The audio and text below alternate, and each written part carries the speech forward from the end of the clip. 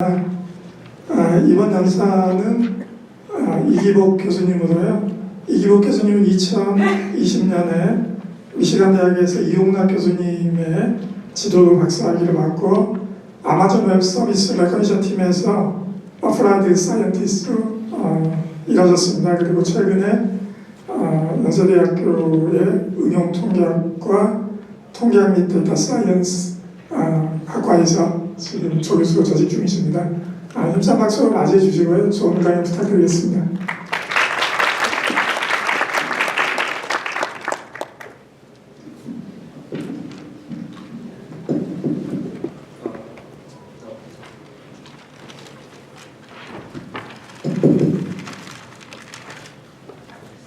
네, 안녕하세요. 저는 연세대학교 학부는 응용통계학과고 대학원은 이제 통계 데이터 사이언스 학과에 있고요. 저는 이기복이라고 합니다. 그래서 제가 오늘 발표드릴 내용은 사실 비전적 내용이에요. 김원우 교수님께서 잘 설명해 주셨는데 저희 연사부터 일정상 살짝 조정이 돼서 원래 NLP를 해야 되는데 오늘 제가 비전만 따로 가져가고 내일 비전이랑 NLP 내용이 더 있을 예정이에요. 그래서 오늘 제가 소개해드릴 내용은 앞에 정 교수님 말씀하신 거랑 비슷한 셀프 슈퍼바이저 러닝인데 그 오디오 쪽에 하셨다면 저는 이번에 비전 쪽에서 발전을 해서 말씀드릴 건데 최근에 그런 비주얼 리프레젠테이션 러닝의 최근 동향에 대해서 말씀을 드리려고 합니다. 물론 최근이라고 하지만 물론 최근 내용이 대부분이긴 하지만 앞에 좀 어떻게 흘러왔는지 좀 간략하게 말씀드릴 예정인데요. 일단 가장 먼저 기초적인 것부터 시작을 하자면 일단 딥러닝은 머신러닝의 서브필드라고 할 수 있죠. 머신러닝이라고 하면은 저희가 모델 F를 저희가 얻고 싶은데 데이터 X를 받아서 그 X를 Y로 추정을 하고 싶은 거죠. 그래서 함수의 개념을 보시면 될 것 같아요. 함수 F를 저희가 얻고 싶은데 X랑 Y를 주고 이제 X를 집어넣으면 Y가 나오게 학습을 시키는 게 머신러닝인데 예를 들어서 이런 트레인 데이터가 있고 이걸 파란색인지 빨간색인지 분류를 하고 싶다. 제가 오른쪽 밑에 그려놓은 것처럼 있을 때 저희가 원하는 건 이런 특수한 번호를 찾는 거죠. 예를 들어서 파란색이랑 빨간색이 이렇게 있으면은 이 정도쯤에 지금 바운더를 그리고 윗부분은 파란색, 아랫부분은 빨간색 이렇게 하면은 파란색과 빨간색 부분이 잘 되겠구나 하는 건데 사실 이것만 하는 거는 머신러닝이 목적은 아니고요. 머신러닝은 본 적이 없는 데이터, 테스트 데이터라고 여기서 하는데요. 지금 공학형 데이터 정도고 저희가 이 모델을 본 적이 없는 데이터지만 그거에 대해서도 맞는 네이버를 주기를 바라는 거고요. 예를 들어서 여기 오각형 두 개가 지점 바운더리 기준에 위에 파란색 영역이 있으니까 파란색이라고 추론을 하게 될 거고 밑에 있는 오른쪽은 빨간색이라고 추론을 하게 될 겁니다. 그래서 딥러닝이라는 게 머신러닝이 한 서브필드이긴 한데 성능이 잘 나와서 다들 딥러닝을 하고 있죠. 딥러닝이라고 불리는 이건 다른 게 아니고 머신러닝을 하는데 저희가 멀티레이어 이걸 레이어를 여러 개 딥하게 쌓아서 하기 때문에 딥러닝이라고 부르고요. 비전 쪽에서 가장 기본적으로 예를 드는 것 중에 하나가 이런 이미지 클래시피케이션 테스트인데 입력으로 저희가 이런 귀여운 고양이 사진을 집어넣으면은 저희가 아웃풋으로 고양이로 분류를 하고 싶은 거죠. 여기서 학습할 때 예를 들어 강아지, 거위, 고양이, 독수리 4개의 이미지를 가지고 학습을 했을 때 그걸 고양이라고 분류를 하고 싶은 거니까 실질적으로 저희는 이런 확률 벡터를 출력을 하도록 만들어요. 이런 RGB 이미지를 집어넣어서 저희가 얻고자 하는 것은 값이 숫자가 4개짜리 확률 벡터일 텐데 고양이를 집어넣었으니까 0, 0, 1, 0을 얻고 싶겠죠. 그래서 이런 기본적인 태스크부터 확장이 가능해요. 그래서 다양한 태스크들이 딥러닝으로 컴퓨터 비전 분야에서 가능해졌는데 가장 초기 단계 저희가 딥러닝으로 이미지 클래시피케이션 잘 된 거를 한 12년쯤에 알아내고 쭉 어플리케이션들이 발전해왔는데 적당히 그냥 해보면은 패스트 RCNN이라고 해서 저희가 오브젝트 디텍션, 이미지가 들어왔을 때 이 앞에 이미지에서는 고양이 하나만 있는 이미지를 주고 고양이를 맞추는 거였다면 여기서는 씬을 주고 씬 안에서 어떤 오브젝트들이 있는지 바운딩 박스를 그려주고 그 안에 뭐가 있는지까지 맞추는 조금 더 어려운 문제로 볼 수 있겠죠. 또는 레스넷 같은 경우는 그냥 아키텍처가 더 좋아졌다 이런 얘기고요. 아키텍처에 대해서는 아마 내일 정희철 교수님께서 아키텍처 강의를 하시는 걸로 알고 있는데 거기서 좀 더 자세하게 설명을 하실 거고요.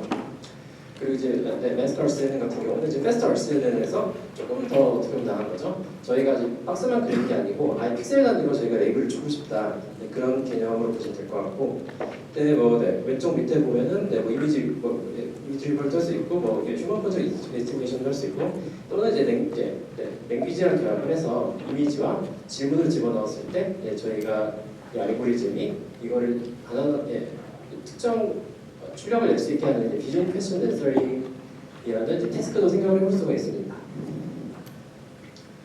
네, 그럼 이런 모델을 이제 어떻게 학습가라고 굴리냐 보면 이제 크게 이렇게 뭐 세 단계로 생각을 해볼 수 있는데요.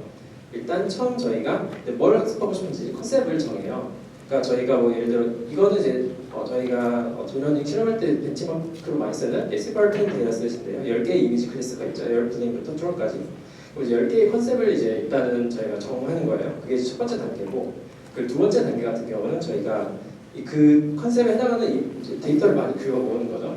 다양하고 많은 데이터를 이제 가져와야 되는 거고요. 그 다음에 이제 데이터가 준비되고 거기에다 레이블을 부여했으면 딥러닝 모델 학습을 하면 되는 거죠.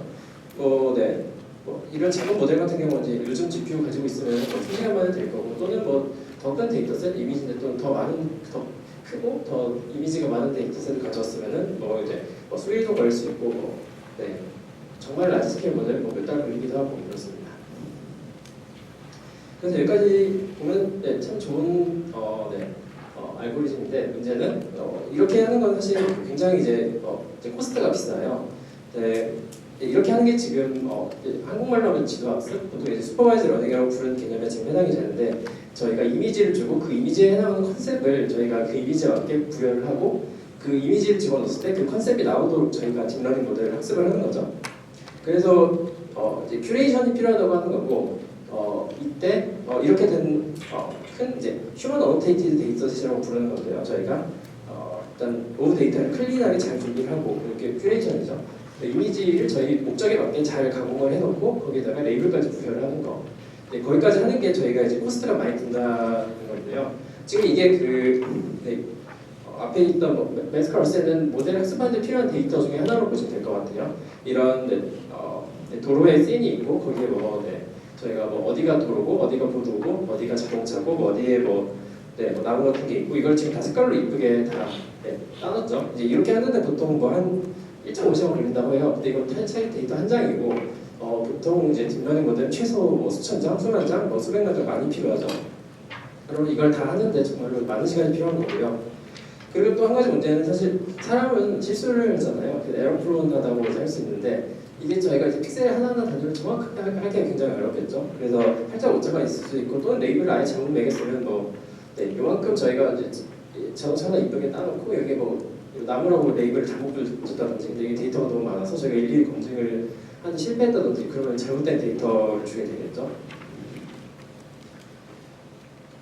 또는 정확한 계산은 아니지만 한번 데이터 이런 데이터 저희가 딥러닝 모델 학습하는데 필요한 그 데이터를 얻는데 얼마나 코스트가 드는지 한번 러프하게 계산을 해보면요, 한 100만 장을 생각을 해볼 거예요.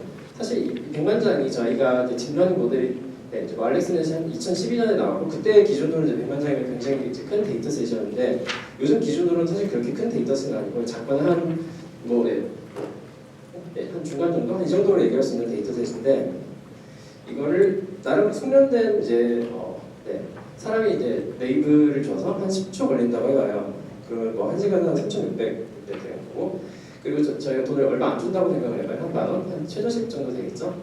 이렇게 준다고 하면은 대충 한 2,800만 원 정도 나올 거예요.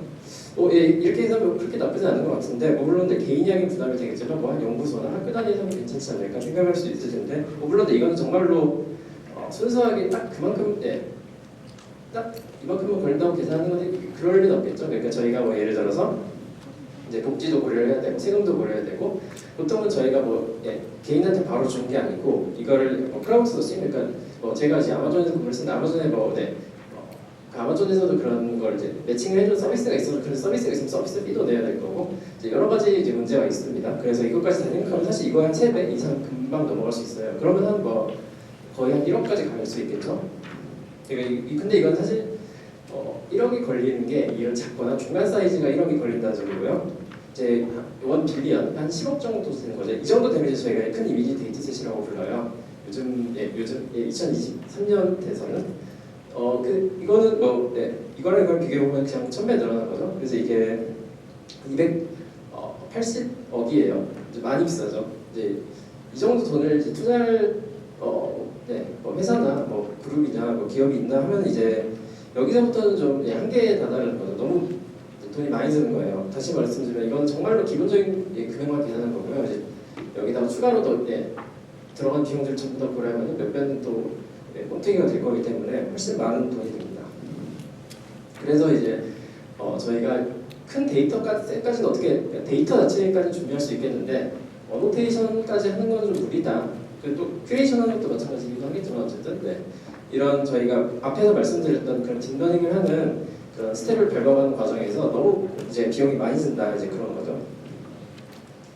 또는 이거는 약간 저희가 과학한다기보다는 일단 좀 저희 컴퓨터 과학하는 거랑 조금 다르겠지만 이제 이런 식으로 학습을 하는 게 사실 사람이 학습하는 거랑 저희 딥러닝 모델이 학습하는 거랑 약간 방향이 다르다는 거죠. 그러니까 저희가 아기한테 이미지를 막 수만 장 주고 거기다가 이게 차야 강아지야 이렇게 일일이 모든 거에 대해서 다 그렇게 학습을 시키지는 않거든요. 그것보다는 이제 물론 그렇게 학습을 시키는 경우도 있겠지만 이제 보통은 저희가 아기가 스스로 배우죠. 스스로 이제 주변을 이제 손으로 만지든지 눈으로 보든지 코로 냄새를 맡든지 이제 이런 식으로 저희 아기는 그런 식으로 학습을 하는 거고 이제 사람의 아기는 그렇게 학습을 하기 때문에 이제 그런 갭이 있다는 거죠. 그래서 이제 여기서 말씀드리려고 하는 건 이제 셀프 슈퍼바이즈 러닝에 대해서 이제 모티베이션을 이제 드리려고 말씀을 드린 내용들이었고요. 그래서 제가 말씀드릴 내용이 크게 4가지로 나눌 수 있을 것 같습니다. 그래서 일단은 들어가기 전에 셀프 슈퍼바이즈 러닝으로 저희가 한 게 결국 이제 리프레젠테이션 러닝인데 이게 트렌드가 어떻게 구성되는지 정말 간략하게만 말씀을 드리고 그 다음에 한 2000년대, 2010년도에는 이제 어떤 셀프 슈퍼바이즈 러닝이 있었는지도 간단하게 말씀을 드리고 그 다음에 최근에 이제 2020년도 들어서 어떻게 발전이 있었는지 그리고 마지막은 제 연구 내용인데 시간이 되면은 어느 정도 말씀을 드리겠습니다. 그래서 먼저 일단 리프레젠테이션 러닝이 이제 예전에 왜 했었는지 그런 거를 좀 말씀을 드리려고 하는데 사실 그 딥러닝이 2000년도에는 동작 자체를 잘 안 했어요. 그래서 리프레젠테이션 러닝이 필요했던 이유가 딥러닝을 이제 어떻게 동작을 하게 하고 싶어서 이제 리프레젠테이션 러닝이 필요했던 거거든요. 그러니까 딥러닝 하면 저희가 레이어가 한 3개 이상 이렇게 생각할 수 있는데 그 3개를 한 번에 학습시키는 방법을 저희가 몰랐다는 거죠. 그래서 그걸 어떻게 학습을 시킬 거냐. 그래서 보통은 옛날에는 RBM을 쓴 게 이제 리스트릭션 볼츠만 머신이라고 요즘은 잘 안 쓰는 모델이긴 한데 이제 레이어 와이즈로 그런 에너지 베이스드 모델을 정의를 해서 학습을 하는 거죠. 논문 보다 보면 뭔가 에너지에 대해서 뭔가 보시는 분들 계실 텐데 어쨌든 그런 개념이 있으면 사실 몰라도 됩니다. 어쨌든 그래서 레이어를 보통은 이제 예전에 많이 했던 방식은 레이어를 이제 하나하나 쪼개서 첫 번째 레이어 인풋과 첫 번째 레이어끼리 학습을 하고 첫 번째 레이어와 두 번째 레이어를 학습하고 이런 식으로 레이어 와이즈로 먼저 학습을 한 다음에 쭉 다 이어서 그거를 이제 전체적으로 한 번 더 파인 튜닝을 해주는 이런 식으로 학습을 또 했었어요. 그런 개념에 대해서 그냥 얘기하는 텀이 레이어 와이즈 RBM이 되겠고 또는 스파스 코딩, 오토 인코딩 이런 방법들도 이런 초기에 딥러닝 모델을 어떻게 학습시키는가를 이제 고민했던 흔적이고요. 밑에 있는 것들은 그냥 그런 연구를 했던 초기 논문들입니다. 다 2010년도 이전 논문들이죠. 근데 이제 2020년도를 뛰면 사실 중간에는 이제 어떻게 저희가 학습을 하는지 알아냈죠. 그래서 리프레젠테이션 러닝이 어떻게 보면 살짝 굳이 할 필요가 있나 이런 생각을 들기도 했어요. 그냥 엔드투엔드 처음부터 그냥 이미지 집어넣고 여러 가지 저희가 이미 학습 방법들이 많이 개발이 됐기 때문에 저희가 원하는 목적을 이룰 수 있게 됐어요. 그래서 그냥 하면 되는데 다시 리프레젠테이션 러닝이 이제 2020년도에 와서 또 이제 중요한 토픽으로 다시 떠올랐는데 왜냐하면은 이제 앞에서도 이제 모티베이션을 이제 제가 드렸듯이 저희가 데이터를 준비한 데이터에 어노테이션을 준비한 한계가 있다는 거죠. 한 100만 장 정도는 저희가 사람이 이제 레이블을 주고 그거 가지고 학습을 해라 하면 리프레젠테이션 런이 없어지고 처음부터 끝까지 학습을 잘 했는데 이제 한 이미지가 억대, 10억대로 넘어가다 보니까 이제 어노테이션을 저희가 도저히 줄 수가 다 이렇게 사람이 매길 수가 없으니까 그거를 이제 학습을 시킬 수가 없다 이제 그런 측면이 있을 거고요. 그리고 또는 이제 그런 딥러닝 자체가 데이터가 많이 필요한 걸로 알려져 있잖아요. 이제 그런 그 데이터 필요한 데이터를 주는 방법 중에 하나가 이제 프리트레이닝을 하고 거기서 일부를 가져오는 건데 뭐 뒤에서 이제 조금 더 자세하게 말씀드릴 거고 그래서 그걸 이제 퓨전 러닝이라고 부르는데 이제 그런 저희가 데이터가 많이 없을 때도 딥러닝을 잘하게 하는 방법으로 딥러닝 효율적으로 하는 방법으로 일부를 다른 데이터셋에서 미리 학습해서 가져오자라는 개념이고 이제 그 관점에서 이제 리프레젠테이션 러닝이 유용하다는 거죠. 이제 딥러닝 모델이 딥하게 있는데 그 중에 대부분을 다른 데이터셋에서 학습을 하고 가져오면은 이제 저희가 원하는 태스크에 대해서 학습을 할 때는 데이터가 그렇게 많지 않아도 좋은 성능이 나올 수 있다 이제 이런 거고요. 다만 근데 리프레젠테이션 러닝 제가 방금 말씀드린 게 이제 트랜스퍼 러닝에 해당하는 건데 그걸 사실 저희가 10년도쯤 보면은 사실 저희가 그냥 슈퍼바이즈 러닝으로 해결했어요. 어떻게 하냐면 그냥 간단하게 저희가 이미지넷 많이 아실 거라고 생각하는데 이미지넷에서 저희가 이제 프리트레이닝을 한 다음에 거기서 클래시파이어만 떼고 다른 거 새로 갖다 붙이는 거죠. 뭐 다른 태스크 하고 싶으면은 그런 식으로 많이 했었고요. 그게 사실 가장 성능이 좋았어요. 어떻게 보면 그냥 저희가 뭔가 리프레젠테이션 러닝 열심히 하려고 하는 것보다 이미지넷 100만 장에 레이블 달려있는 거 가져와서 그냥 학습을 하고 마지막 클래시파이어만 떼버리고 다른 거 갖다 붙여서 그대로 이제 저희 학습 파인 튜닝을 하면 잘 됐거든요. 그래서 사실 어떻게 보면 2010년도 사이 제가 뒤에서 2010년대에 뭔가 나왔다고 말씀을 드릴 건데 사실 슈퍼바이즈 러닝보다는 성능이 안 좋았습니다. 그리고 2020년도 들어서 이제 뒤에서 또 말씀드린 이제 셀프 슈퍼바이즈 러닝이 성능이 더 좋아지긴 했지만 여전히 그런 언레이블드 데이터셋이 없을 때는 여전히 이런 식으로 슈퍼바이즈 러닝으로 학습을 하는 게 아직은 좋고요. 그리고 이제 어떻게 보면 메인 주제죠. 저희 이제 셀프 슈퍼바이즈 러닝에 대해서 말씀을 드릴 건데 셀프 슈퍼바이즈 러닝은 그런 슈퍼비전, 그러니까 저희가 사람이 이게 이미지가 뭐 강아지 이미지다, 고양이 이미지다 이런 슈퍼비전을 줄 필요가 없기 때문에 저희가 정말 굉장히 큰 데이터셋, 어노테이션 없는 언레이블드 데이터셋이 있을 때 그거를 그대로 활용할 수 있다는 장점이 있고요. 그리고 이제 2020년도 들어서 이제 그걸 제대로 활용하면서 이 위에서 말씀드렸던 슈퍼바이즈 러닝으로 트랜스퍼 러닝 하는 것보다 성능이 좋아졌습니다. 사실 이거 어떻게 하는 건지 간단하게 뒤에서 다시 말씀을 드릴게요. 다만 여기 셀프 슈퍼바이즈 러닝이나 텀에 대해서는 잠깐 한 번 더 짚고 넘어가려고 하는데 저희가 셀프 슈퍼바이즈 러닝이 사실 정의가 명확하게 있지 않아요. 이 텀이 어떻게 보면 한 2010년 말, 한 2018년, 19년도 이쯤에 그냥 논문들이 쓰기 시작해서 어떻게 보면 좀 자주 쓰이게 된 텀이 됐는데 사실 이게 어느 슈퍼바이즈 러닝의 차이가 뭐냐라고 하면 좀 사실 불명확하고요. 어떻게 보면 어느 슈퍼바이즈 러닝, 그냥 러프하게 생각하면은 어느 슈퍼바이즈 러닝은 좀 올드한 텀이고 그냥 레이블 없는 머신러닝 학습법을 총칭하는 거고 어떻게 보면은 근데 좀 셀프 슈퍼바이즈 러닝은 좀 브랜딩이 새로 된 거죠 어떻게 보면. 그래서 어떻게 보면 좀 같기도 하고 다르기도 한데 또는 같은 거를 이걸로 얘기하고 하기도 하고 저걸로 얘기하고 예를 들어서 이제 클러스터링이 언슈퍼바이즈 러닝의 대표적인 예인데요. 이제 그거를 요즘은 셀프 슈퍼바이즈 러닝이라고도 불러요. 그러면 또 좀 어떻게 보면 중복이 되는 거죠. 다만 언슈퍼바이즈 러닝이라고 하면은 저희가 뭔가 그 러닝의 결과 자체가 좀 의미가 있는 그걸 쓰고 싶은 게 약간 의미가 있긴 해요. 클러스터링을 하면은 분집화라는 거죠. 저희가 그냥 아무것도 없고 데이터에 레이블이 없고 그냥 데이터 포인트들로 쭉 있을 때 비슷한 데이터끼리 묶어놓는 게 이제 언슈퍼의 클러스터링에 해당이 되는데 그 클러스터링의 결과 자체가 좀 중요하다라고 생각하면 그 언슈퍼바이즈 러닝을 잘한 거고요. 근데 그 태스크가 목적이 아니고 이걸로 학습된 딥 뉴럴넷 모델을 저희가 리프레젠테이션 러닝으로 생각하고 갖다 쓰고 싶다. 그러면 약간 셀프 슈퍼바이즈 러닝에 조금 해당이 되는 것 같습니다. 물론 언슈퍼바이즈 리프레젠테이션 러닝이라고도 하고 이제 하기 때문에 조금 여전히 구분이 좀 잘 안 되는 거 있고요. 그래서 이거는 콘텍스트에 따라서 그냥 뭐 비슷한 거구나 이렇게 생각하시면 될 것 같습니다. 그리고 혹시 세미 슈퍼바이즈 러닝이라는 거를 좀 들으실 경우도 있을 텐데 이건 조금 개념이 다른데요. 언레이블드 데이터가 있는 건 맞는데 저희가 레이블이 있는 데이터가 존재는 해요. 그래서 저희가 이거는 저희가 데이터셋이 굉장히 큰 데이터셋이 있을 때 레이블을 다 주기는 좀 무리지만 그래도 일부는 주고 이제 그거에 맞게 저희가 학습을 하고 싶다라고 하면 이제 세미 슈퍼바이즈 러닝이 됩니다. 그래서 일반적인 슈퍼바이즈 러닝은 저희가 모든 데이터에 레이블을 준 거고요. 그리고 언슈퍼바이즈 러닝이나 셀프 슈퍼바이즈 러닝은 저희가 레이블을 하나도 안 준 거고요. 그리고 세미 슈퍼바이즈 러닝 같은 경우는 일부만 레이블을 주고 나머지는 레이블이 없는 상태. 이렇게 데이터셋에 레이블이 얼마나 돼 있냐로 구분을 하시면 되겠습니다. 그래서 네, 슈퍼바이즈 러닝, 트랜스퍼 러닝 어떻게 해왔는지 간략하게 한번 말씀드리려고 해요. 그리고 셀프 슈퍼바이즈 러닝이 이걸 어떻게 다른지 말씀드리려고 제가 이걸 준비했는데 일단 스테이지를 두 개로 나누는데요. 첫 번째는 이제 프리트레이닝 단계인데 이 단계가 프리테이션 러닝이랑 같은 거죠. 이제 저희가 뭔가 프리테스트 태스크를 정의를 해서 사전에 저희가 실제로 쓸 태스크는 아니지만 그냥 이걸 목적으로 학습을 일단 해봐라 이런 거죠. 이제 그 단계가 이제 프리트레이닝이고 보통 이제 이미지넷 클래시피케이션을 많이 썼었고요. 지금도 마찬가지로 많이 쓰고 슈퍼바이즈 러닝으로 저희가 트랜스퍼 러닝을 하고 싶다면 그래서 어떻게 하는 거냐면 이미지를 집어넣고 제 인코더를 거쳐서 피처가 나오면 거기다 다시 스페시픽이라고 제가 붙여보고 추가적인 내용 집어넣어서 뭔가 결과를 나온 다음에 그 결과를 저희가 이제 목적 함수, 손실 함수적으로 쓰는 이거를 뭐 미니마이즈해서 이렇게 학습을 하면 되는 거예요.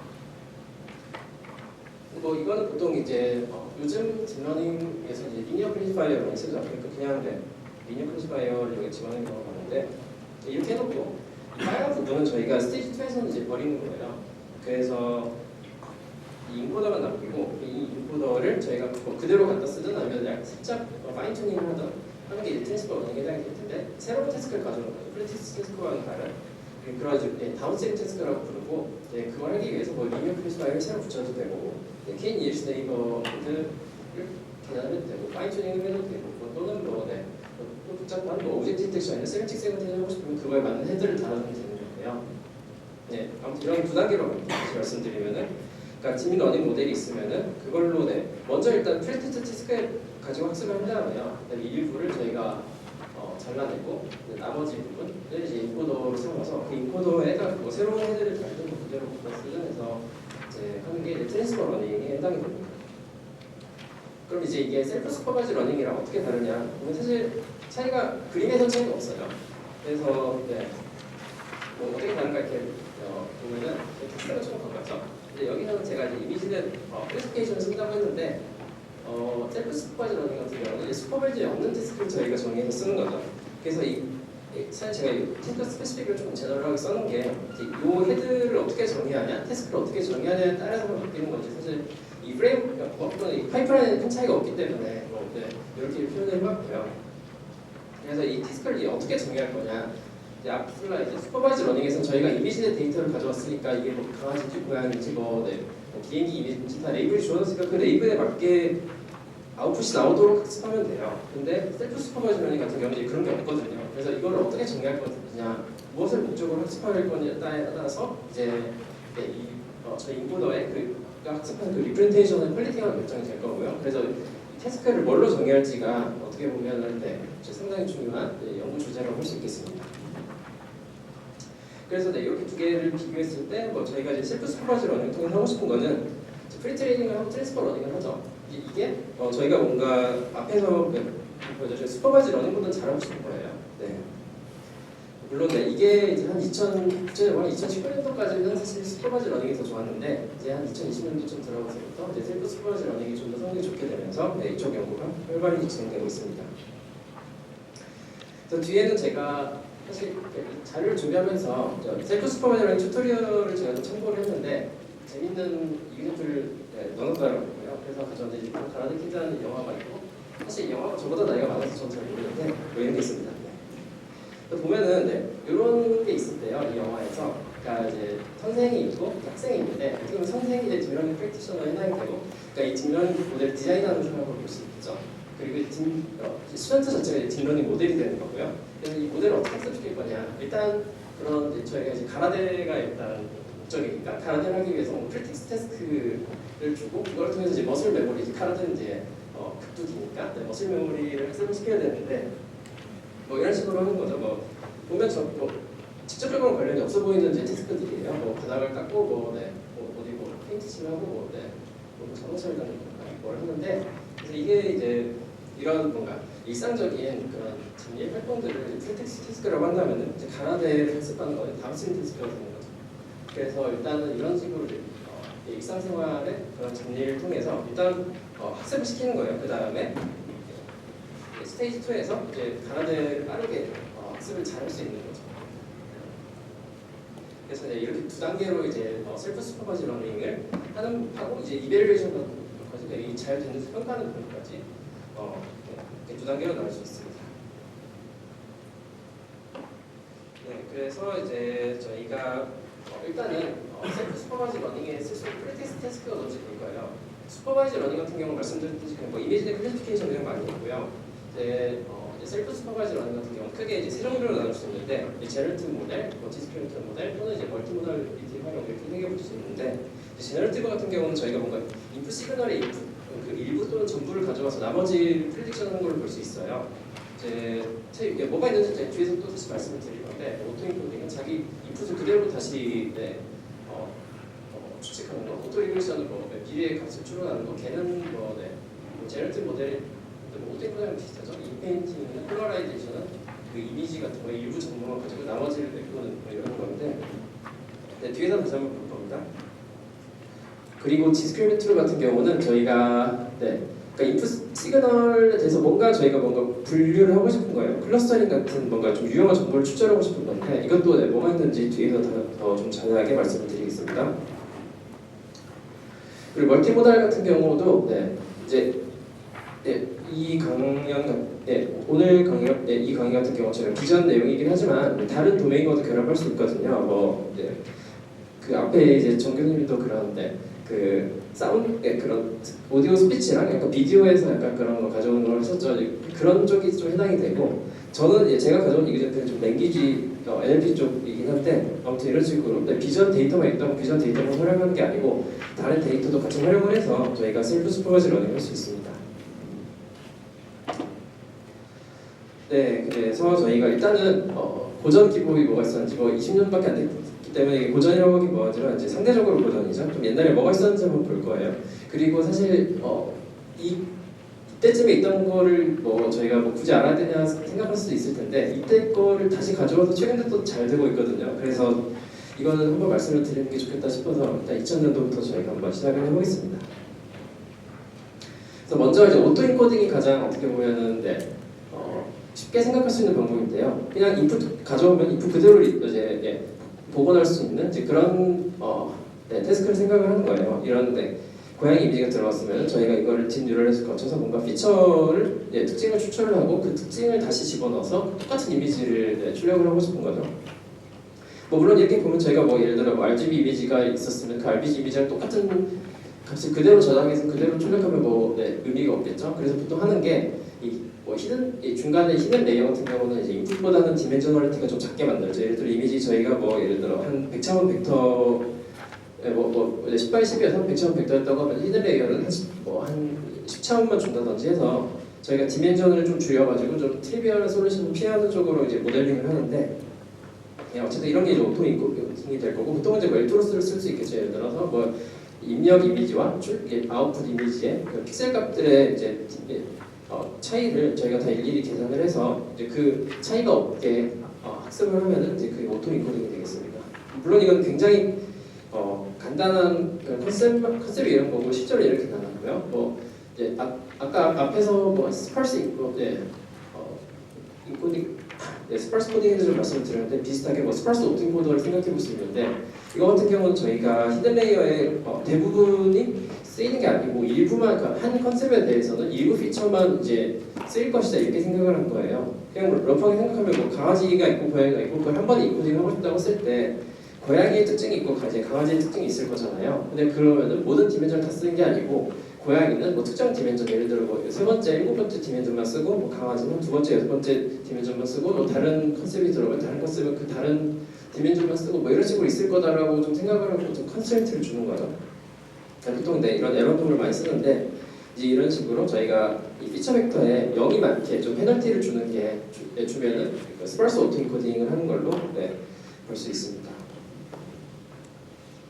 또는 이제 디노이징 오토 인코더라고 해서 한 2000년대 말쯤에 좀 많이 쓰였던 방법인데 디노이징 오토 인코더가 뭐 하는 거냐면 저희가 인풋에다가 노이즈를 임의로 줘요. 또 가우스 노이즈를 많이 줄 텐데 이제 그런 커럽티드 이미지가 생기면은 이거를 오토 인코딩을 하는데 아웃풋은 그때 노이즈가 없기를 바라는 거죠. 어떻게 보면 문제를 좀 더 어렵게 만든 거예요. 그 픽셀 값들이 약간 손상됐는데 그 손상된 거를 이 오토 인코딩 과정에서 한번 복구를 해달라 이제 이런 거고요.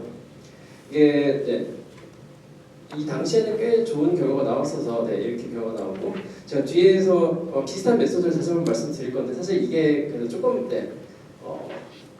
아이디어를 조금 개선했더니 이게 사실 저희가 열심히 노력을 해서 개발한 셀프 슈퍼바이즈 러닝 모델 성능보다 조금 더 좋은 결과가 나오기도 하고요. 그래서 뒤에서 한 번 더 보겠습니다. 그래서 이제 오토인코더 계열에 대해서 한번 말씀을 드렸고요. 그 다음에는 저희가 이제 인페인팅을 하고 아까 제네티브 모델 계열 중에 지금 집어넣었죠. 뒤에 있는 여기서부터 말씀드린 건 그냥 뭔가 좀 아이디어가 좀 참신한 것들이 어떻게 보면은 그러니까 이거 같은 경우는 저희가 인풋 이미지가 주어지면은 일부를 이렇게 마스킹해서 그냥 픽셀 값을 지우는 거죠. 지운 다음에 이 인코더 디코더를 거쳤을 때 그 빠진 부분을 한번 복원을 하게 만드는 거예요. 이렇게 태스크를 좀 어렵게 만드는 건데 이게 2016년도에 나온 논문인데 이런 그림을 이 논문에서 집어넣었어요. 그래서 사람이 이런 걸 할 수 있잖아요. 그래서 이거 저자가 한번 그려봤는데 한 이 정도 할 수 있겠다고 해서 이그젠플을 이렇게 만들어놨고 실제 이거는 이건 사람이 한 거고요. 이거를 이제 딥러닝을 통해서 한번 해보니까 이렇게 좀 많이 흐릿하게 나오긴 하지만 어쨌든 엘토로스가 좀 했더니 이렇게 나오긴 했어요. 이렇게 했을 때 이제 꽤 괜찮은 리프레젠테이션이 나왔다는 거죠. 다시 리마인드를 드리면 이거는 이제 프리텍스트 태스크이기 때문에 여기서 이렇게 해놓고 디코더를 지운 다음에 인코더만 남기고 저희가 다운스트림 태스크에 가져가서 이걸 쓰는 거죠. 그렇게 이밸류에이션 했을 때 성능이 그냥 하는 것보다는 귀찮게 잘 나왔다 이런 얘기입니다. 또는 다른 예로 이제 컬러라이제이션을 볼 수 있는데요. 굉장히 간단합니다. 입력값에 RGB 값을 지우는 거예요. 그러니까 RGB 값을 평균되면 저희가 그레이스케일 이미지로 만들 수 있겠죠. 그 그레이스케일 이미지를 집어넣고 RGB 값을 한번 픽셀 단위로 한번 추측해봐라. 이제 그게 태스크입니다. 또는 이걸 조금 더 발전시키면은 스플릿 브레인 오토인코더라고 이것도 좀 참신한 태스크인데 간단하죠. 그 인풋 RGB 이미지가 주어지면은 저희가 이제 컬러 스페이스가 사실 여러 개 있어요. 그러니까 모든 저희가 RGB 이미지 RGB로 표현하는 게 아니고 LAB도 있고 많아요. HSV도 있고 많은데 그 중에 LAB로 한번 트랜스포메이션을 해본 거예요. 그 그레이스케일과 뭔가 저희가 AB 아마 파란색에서 노란색으로 빨간색에서 녹색으로 가는 그런 차이를 나타내주는 채널인데 그게 중요한 건 아니고 어쨌든 이 이미지 자체도 이 채널 두 개로 나눌 수 있고 이 두 개 채널을 알면 다시 원래 이미지를 복구할 수 있는 거죠. 이런 정보를 이렇게 반으로 나눈 다음에 각각을 서로 L 채널로는 AB 채널을 제가 추측을 하고 AB 채널로는 L 채널을 추측하고 이렇게 만드는 거예요. 그래서 이미지 정보를 반으로 나눠서 나머지 반을 한번 각각 추론을 해봐라. 이제 이렇게 태스크를 만드는 게 스플릿 브레인 오토인코더입니다.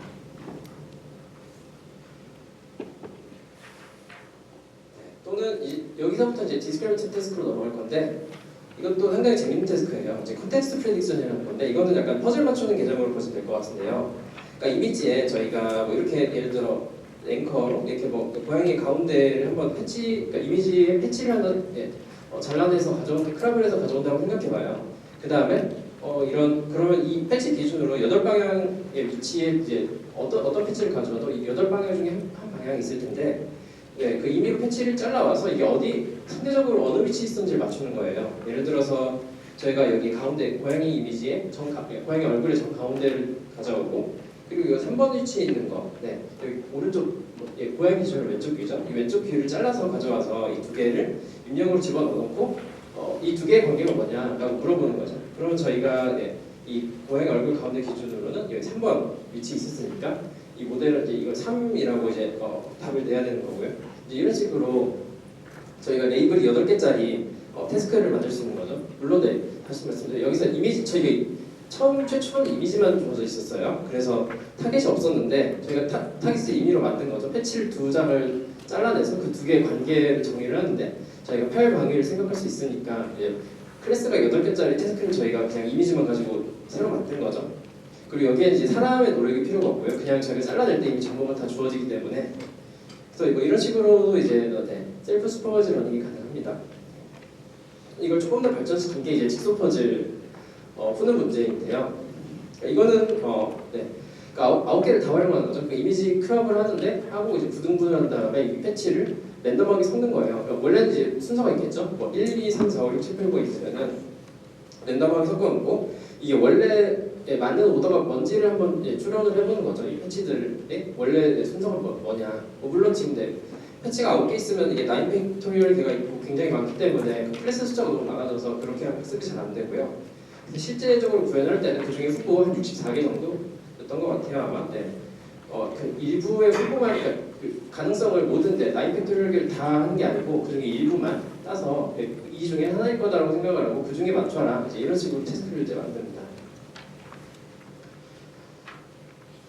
네, 그리고 또 하나 클러스터링 앞에서 얘기했던 말씀드렸는데 아마 머신러닝 공부하셨으면 또는 머신러닝 관련된 과목 데이터 마이닝 이런 것들 공부하셨으면 아마 클러스터링을 들어보셨을 것 같아요. 근데 이건 이제 딥 클러스터링이죠. 딥 클러스터링을 어떻게 하냐면은 그냥 딥 뉴럴넷이 중간에 껴있으면 딥 클러스터링인데요. 그리고 이쪽 라인으로 계속 연구가 꾸준히 되고 있는데 정말로 기본적인 개념만 말씀드리면 물론 이렇게만 하면 잘 안 되고요. 여기다가 앞뒤로 다 잘 붙이고 해야 되는데 그건 다 생각하고 어떻게 하는지만 간단하게 말씀드리면 딥 뉴럴넷이 있으면 일단 랜덤하게 이니셜라이즈하고 저희가 일단 이미지를 그냥 통과만 시켜요. 일단 통과시키고 그 아웃풋 피처 벡터들만 잔뜩 모아놓은 다음에 그거 가지고 클러스터링을 하는 거죠. 그 클러스터 분집화를 해서 예를 들어 요두개 강아지랑 고양이가 비슷할 수도 있고 여기 원숭이랑 랜덤 패턴 이미지들이 비슷할 수도 있고 이런 식으로 클러스터링 됐다고 하면은 그 클러스터 레이블을 기억을 하고요. 물론 클러스터링 방법도 다양하게 있을 수 있는데 여기서 이제 K-이미지 쓴다고 예를 들었고 하고 나면 그 레이블을 저희가 기억해뒀다가 이 레이블을 타겟으로 해서 이 이미지를 이 레이블로 분류하게 만드는 거죠. 저희가 이 강아지랑 고양이는 0번 클러스터라고 이제 이 세 번째 단계에서 결과가 나왔으면은 여기서는 이게 레이블이 0번 레이블에 해당하는 이미지다라고 생각하고 이 모델을 학습을 시키는 거예요. 이거를 반복하면 됩니다. 그래서 다시 2번으로 넘어가서 이미지를 다시 통과시키고 피처를 뽑고 클러스터링하고 그 클러스터링 레이블 기준으로 모델이 이 클러스터링 레이블로 이 이미지를 분류하도록 학습을 시키고 그거를 반복을 합니다. 이렇게 하면 이제 딥 클러스터링으로 저희가 이제 셀프 슈퍼바이즈 러닝으로 하게 되는 거고요. 그리고 하나 더 로테이션 프레딕션이라는 게 있는데 사실 이게 저희가 19년도부터 나온 이제 컨트레스트 러닝에 대해서 말씀을 드릴 건데 그 이전까지는 이게 가장 좋은 성능을 가진 메소드였어요. 다만 슈퍼바이즈 러닝보다는 안 좋았던 게 좀 아쉽긴 한데 이게 쉬우면서도 굉장히 성능이 좋은 프리텍스처 태스크였거든요. 이게 뭔지 보면은 클래스 4개짜리 태스크를 저희가 이미 만든 거예요. 이미지가 있을 때 그 이미지가 저희가 로테이션을 생각하면 보통 이미지가 사각이니까 저희가 로테이션을 이제 네 방향으로 생각할 수 있잖아요. 로테이션 안 하는 거 90도, 180도, 270도 이렇게 4개가 있을 텐데 이 4개 그 로테이션을 맞추는 거죠. 예를 들어 여기 새 이미지 보면은 이제 머리가 지금 왼쪽으로 나와 있죠. 근데 보통 저희가 생각하는 게 새는 보통 머리가 위로 가 있을 거잖아요. 머리에 노멀 벡터를 생각해 보면은 뭔가 좀 이런 건 이상한데 어쨌든 이 새 머리가 이 방향을 향하는 게 아니고 이 방향을 향해 있어야겠죠. 그럼 저희가 각도가 원래 여기 있어야 되는데 이만큼 틀어진 거니까 90도 틀어진 거죠. 그래서 답이 90도인 거고 반대로 이 강아지는 반대로 머리가 위에 있어야 될 것 같은데 오른쪽으로 가 있으니까 이건 270도고 이 사람은 완전 뒤집혔으니까 180도고 이 개구리 같은 경우는 그대로 있으니까 0도고 요거는 뭔가 어디 전시회 사진 같은데 이것도 오른쪽 틀어져 있었으니까 이것도 270도고 이런 식으로요. 그래서 이렇게 레이블을 0도, 90도, 180도, 270도 4개로 만들어서 이제 클래시피케이션 태스크를 만든 게 이제 로테이션 프레딕션에 해당이 되겠습니다. 그래서 여러 가지 태스크에 대해서 말씀을 드렸고 한번 이제 성능을 한번 비교를 해볼 거예요. 여기서는 물론 이제 이 태스크들이 제가 이제 여러 가지를 말씀드렸는데 이게 문제가 이 태스크들이 각자 나름의 이제 이밸루에이션 프로토콜을 가지고 했기 때문에 이게 서로 상대적으로 뭐가 좋다가 딱 정확하게 드러나지가 않았었어요. 한동안. 그래서 한 2019년도쯤에 이제 페이스북에서 한번 그걸 정리를 해봤는데 플래시 205라는 그런 어느 장소인지 분류하는 클래스가 205개짜리 데이터셋을 가져와서 한번 해본 거죠.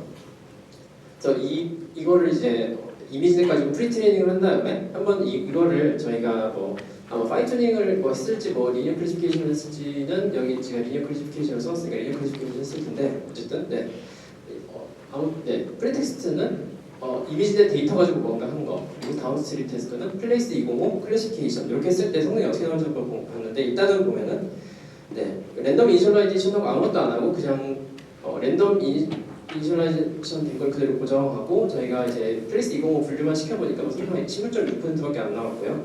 이미지 덱 가지고 슈퍼바이즈 러닝 한 다음 프리 트레이닝 한 다음에 저희가 다운스트림 태스크로 플레이스 205 클래시피케이션 해보니까 38%가 나왔고요. 또는 뭐 이미지 이런 거 아무것도 없이 그냥 처음부터 끝까지 그냥 플레이스 205만 썼을 때는 40.8%로 가장 높은 성능이 나왔었는데 사실 네, 요거는 리프렌테이션 러닝 자체가 플레이스 205로 학습이 됐기 때문에 좀 높을 수밖에 없고 사실 이 38보다 좋은 게 저희 목적이에요. 이게 이미지된 데이터 가지고 프리 트레이닝을 한다고 했었을 때 저희가 네, 슈퍼바이즈 러닝보다는 좋았으면 좋겠다 이제 이런 거였기 때문에 앞에서 네, 말씀드린 대로 근데 사실 이거보다 성능이 다 낮았어요. 뭐 직소 포즈, 콜러라이제이션, 스플릿 플레인, 뭐 로테이션, 디클러스터링 다 성능을 다 재보니까 사실 예, 슈퍼바이즈 러닝으로 하는 것보다 성능이 더 안 좋았다. 네, 그 결과가 나온 게 한 2019년도 네, 요즘이었습니다. 그래서 여기까지 결론은 저희가 뭔가 다양하게 창의적인 태스크들을 이렇게 보긴 했는데 사실 슈퍼바이즈 러닝보다는 결과가 안 좋았어요. 네. 이제 근데 이제 한 2020년도쯤으로 넘어가면 좀 얘기가 달라지죠. 물론 근데 이게 갑자기 막 어떤 게 생긴 게 아니고 저희가 셀프 슈퍼바이즈 러닝 연구를 거듭하다가 나온 거라서 살짝 다시 과거로 돌아가서 한 14년도쯤에 나온 메소드부터 다시 볼 건데 이제 이그젠 플러스 CNN이라고 부르는 거예요. 그래서 이제 모티베이션 주는 이글플이긴 한데 여기 보면은 네, 같은 이미지인데 저희가 좀 많이 어그멘테이션을 좀 바꾼 거죠. 그러니까 사슴 이미지예요, 이거는. 사슴인데 약간 세츄레이션 크게 하기도 하고 좀 어둡게 하기도 하고 다양하게 한번 네, 바꿔본 건데 어떻게 봐도 어쨌든 물론 네, 좀 보다 보면 좀 이상한 것도 있긴 한데 대충 사슴이라는 걸 알 수 있겠죠. 그래서 이런 식으로 이미지가 주어졌을 때 뭔가 저희가 좀 강한 데이터 어그멘테이션, 데이터 증강 기법을 써서 조금 다르지만 어쨌든 이게 사슴으로 인지가 될 정도로만 데이터를 다르게 만든 다음에 이걸 다시 사슴으로 분류하는 거예요. 그래서 이거 파이프라인을 한번 말씀을 드리면은 네, 그래서 이게 한 게 스케일링, 시프팅, 컬러지터링 이런 걸 한 건데 네, 어떻게 하는지 파이프라인 한번 그냥 간단하게 말씀을 드리겠습니다. 그래서 저희가 데이터셋에 N장의 이미지가 있다고 하면은 그 이미지 한 장당 K의 어그멘테이션을 하는 거예요. 그래서 컬러를 바꿔주든 다른 부분을 크랍해서 패치를 가져오든 로테이션을 하든 로테이션까지는 안 했던 걸로 기억을 하는데 네, 플립은 했었을 것 같은데 어쨌든 네, 그런 여러 가지 그 이미지가 조금 달라 보이게 하는 방법들을 사용을 해서 K번 방법을 사용을 해서 토탈 N 타임스 K개만큼의 그런 이미지들을 이제 생성을 해낸 다음에 그거를 집어넣고 이제 N 웨이 클래시피케이션을 하는 거죠. 그 이미지가 처음에 N장이 있었으니까 사실 저희가 그 레이블이 없는 데이터셋이에요. 그래서 강아지 이미지가 2장 있다고 해서 저희가 같은 강아지라고 저희가 저희 뉴럴넷에 알려줄 수는 없고요. 그냥 서로 다른 강아지 이미지가 있는 걸로 취급을 하는 거죠. 그래서 다시 말씀드리면 클래스랑 관련 없이 그냥 N장의 이미지가 있으니까 원래 이미지가 뭐였는지만 맞춰봐라 이제 이런 태스크를 보시면 될 것 같습니다. 총 이제 K 타임스 N장의 이미지가 있고 그거를 N개의 클래스 중에 하나로 분류하는 게 이제 이그젠 플러스 CNN 방법인데요. 물론 이게 2014년도에 꽤 괜찮은 결과가 나왔던 걸로 알고 있어요. 근데 다만 문제는 이거는 스케일러블하지 않은데 이게 무슨 의미냐면은 저희가 클래스 개수가 지금 이미지 개수랑 같잖아요. 그래서 저희가 100만 장 가져오면 그 클래스가 100만 개고요. 억 단위로 가져오면 클래스가 억개가 돼서 이제 스케일링이 안 되는 거죠. 저희가 그만큼 파라미터가 많이 필요하고 저희 클래스 후보들이 너무 많아지기 때문에 그런 게 학습이 잘 안 되거든요. 그래서 어떻게 보면 이거는 이 당시 이제 14년도 당시에 그 정도의 저희가 아주 큰 데이터셋을 다루지 않을 때 그때는 좀 좋았던 건데 다만 이제 이미지가 더 커지면서 이제 이거를 그대로 적용시키기는 어려워지는 한계가 있었고요. 물론 이건 14년도니까 좀 오래됐죠. 9년 됐죠. 지금부터.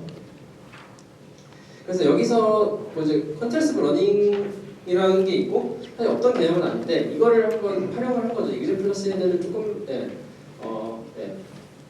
효율적으로 바꾼 걸로 보면 될 것 같은데 원래 컨트레스브 러닝 자체는 매트릭 러닝이라는 저희 필드가 있어서 제가 오늘 말씀 안 드릴 것도 이제 그런 개념이 있는데 거기서 나온 거고요. 그래서 컨트라스트를 하는 거죠. 이렇게 대조를 하는 건데 그래서 뭘 하고 싶냐라고 하면은 제가 레이블은 이미지들의 이제 레이블은 없지만 어쨌든 이미지 하나 들어오면은 그 이미지가 같은지 다른지 이제 그거를 구분을 하고 싶은 거죠.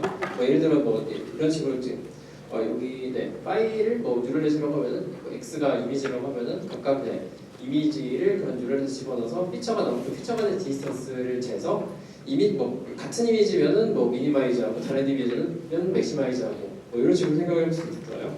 그림으로 나타내면 이런 식인데 이런 고양이 이미지 두 개가 나왔다고 해보면 고양이 두 개는 고양이니까 저희가 뉴럴에 집어넣어서 피처가 나오면 그 피처들의 디스턴스를 미니마이즈를 하고 싶겠죠. 어쨌든 이런 식으로 한번 저희가 노스를 구성을 할 수 있어요. 또는 고양이랑 강아지 다른 게 나왔으면은 이런 식으로 디스턴스를 맥시마이즈하기 이건 제가 맥시마이즈로서 적당히 그냥 써봤는데 로스 포뮬레이션 자체가 그렇게 중요한 건 아니고 이런 식으로 저희가 구성할 수 있습니다. 다만 이렇게 하면 문제가 저희가 레이블을 모른다고 했잖아요. 그래서 사실 이 고양이랑 같은지 다른지 저희가 몰라요. 그러니까 뉴럴에서 몰라요. 저희가 레이블을 안 줬기 때문에. 그래서 이렇게 하고 싶어도 레이블이 있으면 이런 컨트라스트 러닝을 할 수 있지만 사실 이런 식으로 할 때 이제 슈퍼바이즈 컨트라스트 러닝이라고 해서 또 따로 하기도 하는데 지금 저희가 관심 있는 건 이제 셀프 슈퍼바이즈 러닝이기 때문에 그건 해당이 안 되고요. 그러니까 여기서 저희가 레이블이 없는 상태에서 그럼 컨트라스트 러닝을 어떻게 할 것인가 그거에 대한 이제 답이 뒷장에 나옵니다. 이그램 플러스에 대한 모티베이션을 얻은 거죠 이게. 그래서 먼저 제가 어떻게 할 거냐면은 그러니까 저희가 데이터 셋을 다 쓰는 게 아니고 얘를 이제 배치 사이즈로 재정의를 저희가 했어요 여기서. 그러니까 예를 들어 정말 간략하게 이렇게 세 장만 저희가 이제 샘플링해서 가져왔다고 이제 생각을 해볼게요. 그러면 저희가 이제 이미지 한 장당 어그멘테이션을 2번 합니다. 그래서 지금 그냥 크랍으로 예를 들었는데 고양이 이미지가 들어갔으면 한 이쯤 한번 잘라보고 이쯤 잘라보고 그래서 각각 패치 2개로 나누고 원숭이가 있으면 한 이만큼 잘라보고 이만큼 잘라보고 색깔도 좀 바꿔보고 이런 식으로 2장 나누고 강아지도 마찬가지로 2장으로 나누고 이렇게 하면 3장 있으면 6장으로 불린 거죠. N장 있으면 2N장으로 불린 거고요. 그 다음에 그것들 전부 다 이제 같은 뉴럴에서 집어넣는 거예요. 지금 저희 6개 다른 브랜드는 다 같은 뉴럴에서입니다. 그래서 이 피처를 추천한 다음에 이 피처들의 시밀러리티랑 디스시밀러리티를 저희가 이제 생각을 해보는 거죠. 그래서 이런 식으로 어떻게 보면 2D 맵을 그릴 수 있는데 가운데 있는 대각선에 있는 것들은 자기 자신이니까 정말로 일치하는 거니까 그냥 제외하면 되고 이 녹색들이 이제 파지티브 페어가 되고 빨간색이 네거티브 페어가 되는 거예요. 그러니까 여기 이 고양이의 이 부분이랑 고양이의 얼굴 부분이랑 같은 고양이 이미지에서 나왔기 때문에 녹색이라고 제가 표시를 했고요. 그리고 요 원숭이 이미지랑 요 원숭이 이미지 이것도 같은 데서 왔으니까 이런 식으로 녹색은 그래서 어쨌든 다른 패치지만 어쨌든 같은 이미지에서 왔으면 녹색이고요. 다른 이미지에서 왔으면 빨간색입니다. 이렇게 표현을 해놓고 녹색은 저희가 이제 시밀러리티를 맥시마이즈하고요. 또는 거리를 미니마이즈하고 빨간색은 그 반대로 하면 돼요. 빨간색은 시밀러리티를 저희가 하든지 또는 디스턴스를 맥시마이즈 하든지 그렇게 되는 건데 그렇습니다. 그래서 이것들을 이제 다 미니마이즈 또는 맥시마이즈 하는 것들을 다 더하면 이제 그게 로스가 되는 거예요. 그래서 저희가 이제 포멀하게 얘기를 하면 저희가 N장의 이미지를 준비했는데 2장씩 저희가 만들었어요. 한 장, 이미지 한 장당 두 개씩 어그멘테이션 2N개의 데이터가 존재하고요. 그럼 2N개 중에 저희가 한 개를 앵커로 잡으면은 그 중에 한 개는 이제 파지티브 샘플이 되는 거고 나머지 2N-2개는 전부 다 네거티브 샘플이 되는 거예요. 그래서 그런 식으로 저희가 이제 옵티마이제이션을 합니다. 거기서 한 개의 파지티브 샘플이 나왔으니까 그거랑 앵커랑 거리를 미니마이즈하고 그리고 그 샘플이랑 나머지 2N-2개는 다 다른 이미지였으니까 다 이제 거리를 맥시마이즈 다 벌리는 거죠. 거리를. 이제 포뮬레이션 이렇게 있긴 한데 이거는 그냥 넘어갑시다. 코사인 시밀러리티 쓰고요. 뭔가 코사인 저희가 크로스 엔터피 로스처럼 구성을 하는데 저희가 이런 조금 테크니컬한 내용이니까 이건 넘어가겠습니다.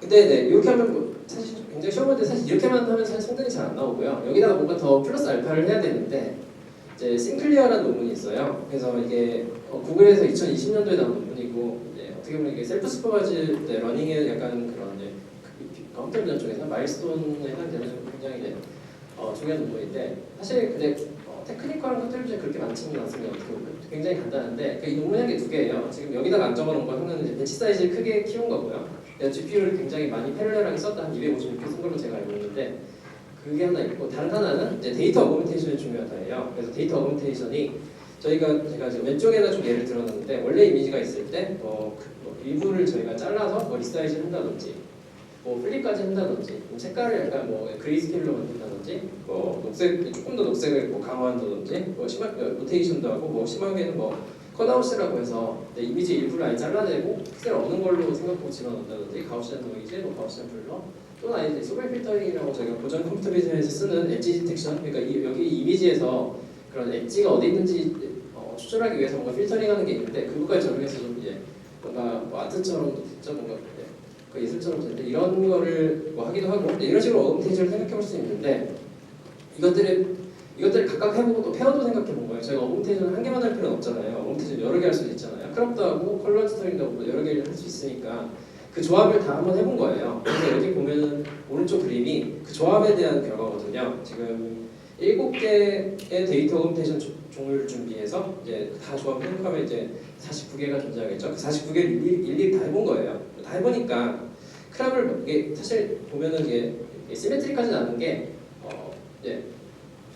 여기 있는 게 그 컬럼에 해당하는 각 로우에 해당하는 게 먼저 처음 한 거고 그 크랍을 먼저 하고 컬러를 다음으로 한 게 이제 여기 해당되고 컬러 스터링을 먼저 하고 크랍을 한 게 이제 여기 해당이 될 텐데 뭐 이런 식으로 다 해보니까 크랍을 먼저 하고 컬러 스터링을 하는 게 좋더라. 그게 가장 지금 색깔이 밝죠. 좀 8%라고 뭔가 성능이 있고 요게 가장 좋다는 걸 일단 밝혀내고 그 뒤에 이제 그러니까 저희가 뭐 예를 들어 지금 7개가 있는데 그러면 모든 조합을 다 생각하면 너무 많잖아요. 그래서 일단 최적의 2개의 조합을 생각하고 그 뒤에 플러스 알파로 딴 거 더 더해보는 식으로 이분들이 진행을 한 걸로 제가 알고 있는데 그래서 이미지를 크랍을 먼저 한 다음에 컬러 스터링을 하는 게 이 셀프 슈퍼바이즈 러닝, 이 컨트라스트 러닝을 할 때 가장 좋은 데이터 어그멘테이션의 조합이다라는 걸 밝혀냈어요. 그 다음에 뒤에 더 붙이긴 했죠. 다시 말씀드리지만 프리스타 플립도 하고 가우시안 블러링도 하긴 했어요.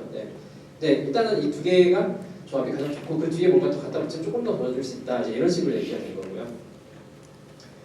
그래서 사실 그런 어려운 내용은 아니지만 그런 싱클리어가 이런 실험을 정말로 제대로 잘 이그조스티브하게 잘 해냈고요.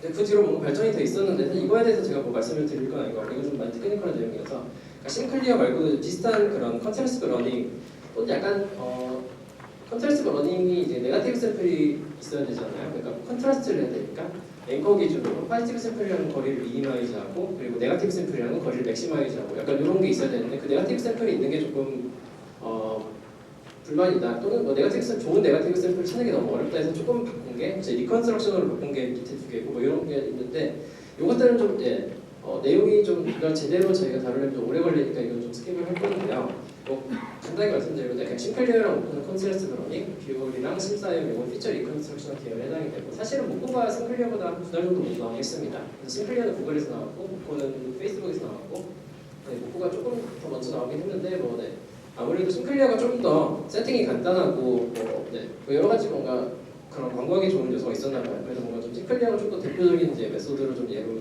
들어지고 있는데 그리고 비율 같은 경우는 구글 딥마인드에서 나왔고요. 심사임은 다시 페이스북에서 나온 걸로 알고 있어요. 뭐 이런 식으로 뭔가 베리에이션이 존재할 수 있습니다. 그래서 다시 이제 메소드들끼리 비교하는 바그래프로 돌아가 보면 물론 색은 달라요. 이미지 클래시피케이션이긴 한데 이제 컨트라스트 러닝이 들어오면서 성능이 더 좋아진 거죠. 그리고 지금 모코랑 싱클리어 비교하면 여기서는 모코보다 싱클리어가 좋은데 그 다음에 싱클리어 나오고 몇 달 뒤에 모코 이제 버전 2가 나왔어요. 그건 이제 싱클리어보다 더 좋았고 뭐 이런 식으로 서로 좋은 점을 착용해서 더 좋아지고 했었는데 어쨌든 당시 최초 모델 기준으로 모코도 당연히 이전 모델보다 성능이 좋았고 싱클리어 어그멘테이션을 제대로 스트롱한 데이터 어그멘테이션을 잘 했을 때 이런 식으로 성능 개선이 많이 있었고 아키텍처를 키우면 더 성능이 좋아졌고요. 또는 이런 식으로 이제 모코가 이제 더 그 여태까지 나온 것들의 장점을 잘 받아들여서 이제 V3를 만들어서 그리고 아키텍처도 바뀌었어요. 아키텍처에 관해서는 내일 아마 정희철 교수님께서 잘 설명해 주실 텐데 아키텍처도 이제 저희 CNN에서 비전 트랜스포머로 바꿨더니 성능이 더 좋아졌다 이런 얘기입니다. 그래서 성능이 보면 많이 좋아졌죠. 로테이션이 저희가 19년도 성능이에요. 그리고 슈퍼바이저 러닝보다 약간 안 좋은 성능이었는데 많이 올라갔죠. 거의 한 25% 올라갔어요. 이게 한 2년 만에 일어나는 2-3년 만에 일어나는 일이고 이렇게 빠른 발전이 있었습니다. 그래서 여기서 한번 슈퍼바이저 러닝이랑 셀프 슈퍼바이저 러닝 한번 다시 비교를 해보면 여기서는 그 태스크를 한번 이제 오브젝트 디텍션으로 잡아봤어요. 인스턴스 세그멘테이션이랑 그리고 어떤 데이터 셋인지는 제가 설명을 스킵을 하고 어쨌든 그러는데 아까 말씀드렸던 그 이미지가 그냥 씬을 주고 거기서 어디에 오브젝트가 있는지 바운딩 박스를 그리는 거, 또는 뭐 바운딩 박스 그리는 것뿐만 아니고 각 픽셀이 어느 클래스에 속하는지까지 맞추는 거, 이제 각각 그게 이제 오브젝트 디텍션이랑 인스턴스 세그멘테이션에 해당하는데, 이제 그것들을 저희가 다운스트림 태스크로 삼았을 때 성능이 어떻게 차이가 나냐 비교해 보니까, 이제 이미지넷으로 아까 그 슈퍼바이즈 러닝 얘기 말씀드렸죠. 슈퍼바이즈 러닝보다 이런 심클리어, 꼭 심사형으로 하는 게 성능이 비슷하거나 더 좋은 거를 이제 저희가 찾아낸 거죠. 그래서 이게 2019년 말부터의 일이고요. 한 3년이 채 안 됐죠. 3년 정도 됐죠, 대충. 뭐 2, 3년 정도 됐는데 그 사이에 이제 이런 발견이 있어서 이제 이런 비전 쪽에서 이제 셀프 슈퍼바이즈 러닝이 연구가 활발히 진행되는 이제 계기가 있고, 이런 식으로 성능이 더 좋아졌습니다.